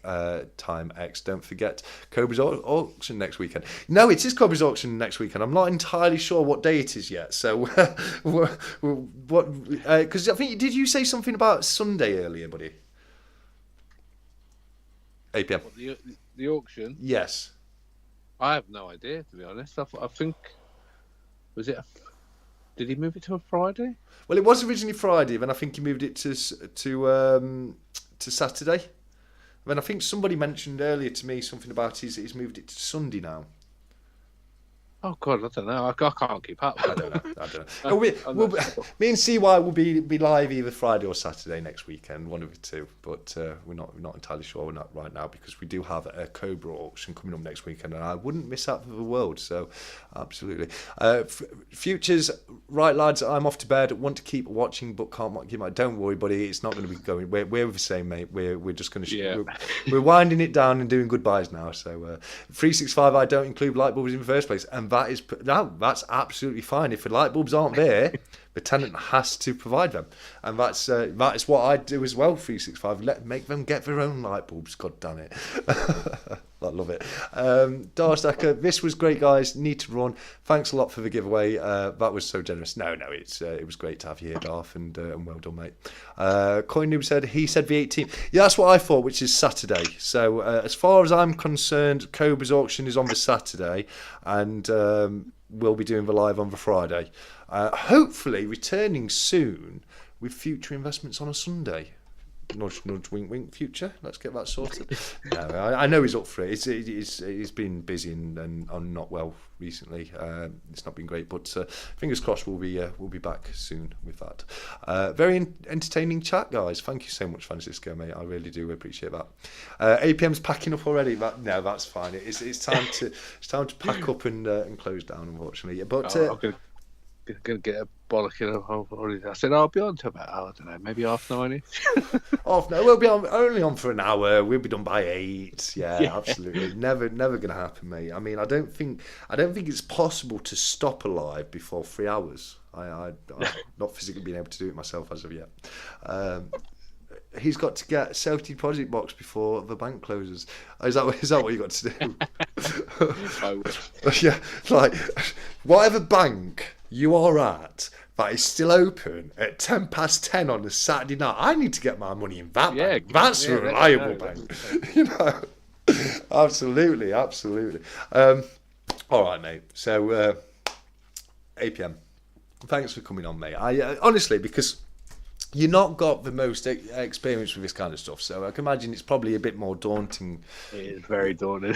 Yeah. Not gonna lie. Yeah, no, I can imagine it was. So thank you for, and again, this is live. You know, anything can happen. So thank you so much for agreeing to come on and have a chat with me. It's been brilliant, and I will definitely be asking to have you back on at some point in the future, mate, if that's okay. Yeah, well, thank you for having me on. I appreciate it. No, mate, no. The pleasure has been all ours, mate. It's been fantastic. It's been a great laugh. We've got to see some wonderful experiments going off with silver. We've got another. How long are we keeping the Britain with the jellyfish for? Do you know what? I'll probably take that out now because that's my travelling one. I forgot to put the wrong one. Stephen's back. Very quickly, Stephen, you have the choice of taking this silver sixpence or doubling it and passing it on. What do you want to do, buddy? Let us know quick before it ends. Keep the sixpence or double it and pass it on. Can you see my thumb? I've hit my thumb with a lump hammer and took a load of skin off it. I did that. Was it yesterday? I think yesterday I did that. I was slabbing yesterday, and I was taking up some concrete. I had to lift back up, and I was whacking a bolster chisel with a lump hammer, and I had gloves on all day. Stopped to have a cigarette. Went down. I hit the bolster chisel one time without gloves on, just one time. Scraped my thumb and took a load of skin off it. So that was fun times.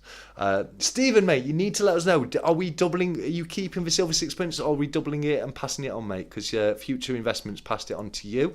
So I'm giving you the chance to double it and pass it on, buddy. You need to let me know. Pass it on, right? Who are we passing it on to? APM, you've given away loads of silver tonight, mate. Francisco said, I'll take them, lol. I'll take them. Do you want them, APM? You've given away 2 ounces, mate. Oh, here's it going. Do you know, it'd be something different to have. It would be something nice to add to my collection. It would be a bit different. I mean, if they're going, I'll take them. No worries, no worries. I'll Gratefully. I'll send them over to you, mate. I think that's nice because you've been so generous in this one. You didn't not only did you not have to give away the 1 ounce of silver, you certainly didn't have to give away the 2 ounce of silver, and they're not just standard ounces either. That's a 2018 Dragon and a Una and the Lion bar. There's some pretty nice bars. I'm a little bit gutted I wasn't in with a chance to win them myself, but. No, it's fine. But yeah, no, it's so generous of you to give them out. So we'll do that. I've got so that's instead of Lee. That was Lee Parola. Was that Lee Parola's original win? Lee passed it on to Future, who passed it on to Stephen, who passed it on. so yeah, no, we'll get that to you APM. Sixpence times 2. Awesome. Coin Noobs won the other sixpence, so I'll be getting that out to him as well. So well done, Tenny. Well done, and congratulations to everyone who did win a piece of silver today. I will, of course, be doing another little giveaway next week. It will just be a little giveaway, just for a bit of fun. So hopefully we'll find another. Stephen said sent to APM. So yeah, that's fine. He can buy more booze. Oh, well, I think he needs a bit more. It looks like you've gone down half your decanter during this video, mate. Yeah, a little way. Not enough, but... Yeah, I love it. Okay, guys, that is about it. So I have a specific way I like to finish my videos. So before I do that, would you like to say a very quick goodbye to everyone? Yeah, I'd just like to say again, I appreciate everyone that watches our channels, and yeah, it was thanks for tuning in. It was great for you to all be a part of it, and I really enjoyed myself. So thank you, TSC, and thank you everyone for watching. Awesome, thank you, mate. And yeah, that was a lovely little exit there by APM. It's, as we both said, it has been a wonderful evening. We're probably just going to be going around saying the same thing now, so I will end it short here by saying thank you so much for tonight. I will see you again next week, but until then, as always, look after each other, keep stacking, take care.